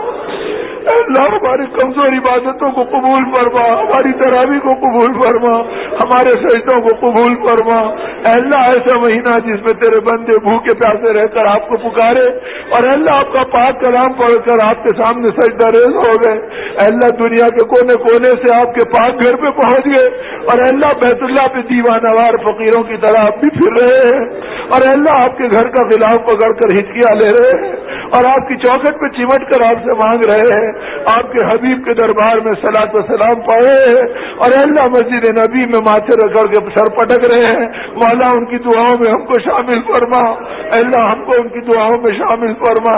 اللہ ان کی دعاؤں میں ہمیں بھی شامل فرما اور ہماری دعاؤں میں ان کو بھی شریک فرما۔ اللہ ہم میں سے ہر ایک کی آنکھوں کو وہاں کا دیدار کرا دے۔ اللہ حج بیت اللہ اور زیارت روضۃ رسول اللہ سے سرفراز فرما دے۔ اللہ اس کے اسباب سہولت کی، عافیت کی، قبولیت کے بنا دے۔ اللہ امت کی جتنی بیٹیاں اور بیٹے گھروں میں بیٹھے ہیں ان کے پاکیزہ رشتے عطا فرما، ان کی پاکیزہ زندگی عطا فرما، خوش مزاج خوشحال داعیانہ گھرانے ان کے لیے مقدر فرما۔ اللہ امت کی ایک ایک ضرورت آپ کے سامنے ہے، اپنی قدرت سے اللہ ہم سب کی ضرورتوں کو پوری فرما۔ اے مولا یہ 27ویں شب پھر لوٹے گی نہیں لوٹے گی، اے اللہ ہمیں کچھ پتا نہیں ہے۔ اے اللہ آپ ہی نے بلایا، بھکاری آپ کی چوکھٹ پر آ گئے۔ اے اللہ آپ غفار ہیں، مغفرت دے دیجئے۔ آپ تواب ہیں، توبہ عطا فرما دیجئے۔ آپ کریم ہیں، کریم کے پاس کوئی کمی نہیں ہوتی۔ اے اللہ دے دیجئے۔ اے اللہ اگر اتنا مجمع، اے اللہ اگر کسی آپ کے کریم بندے کے پاس پہنچتا اور گر گراتا اور بل بلاتا تو وہ بھی کوئی ٹکڑا ڈال ہی دیتا۔ اے کریموں کے کریم، اے سخیوں کے سخی، معافی کی بھیک دے دے، توبہ کی بھیک دے دے، حلال و حرام کی فہم کی بھیک دے دے، حیا کی بھیک دے دے، پاکیزہ راستے میں زندگی کو چلا دیجئے۔ اے اللہ گناہوں کو معاف فرما دیجئے۔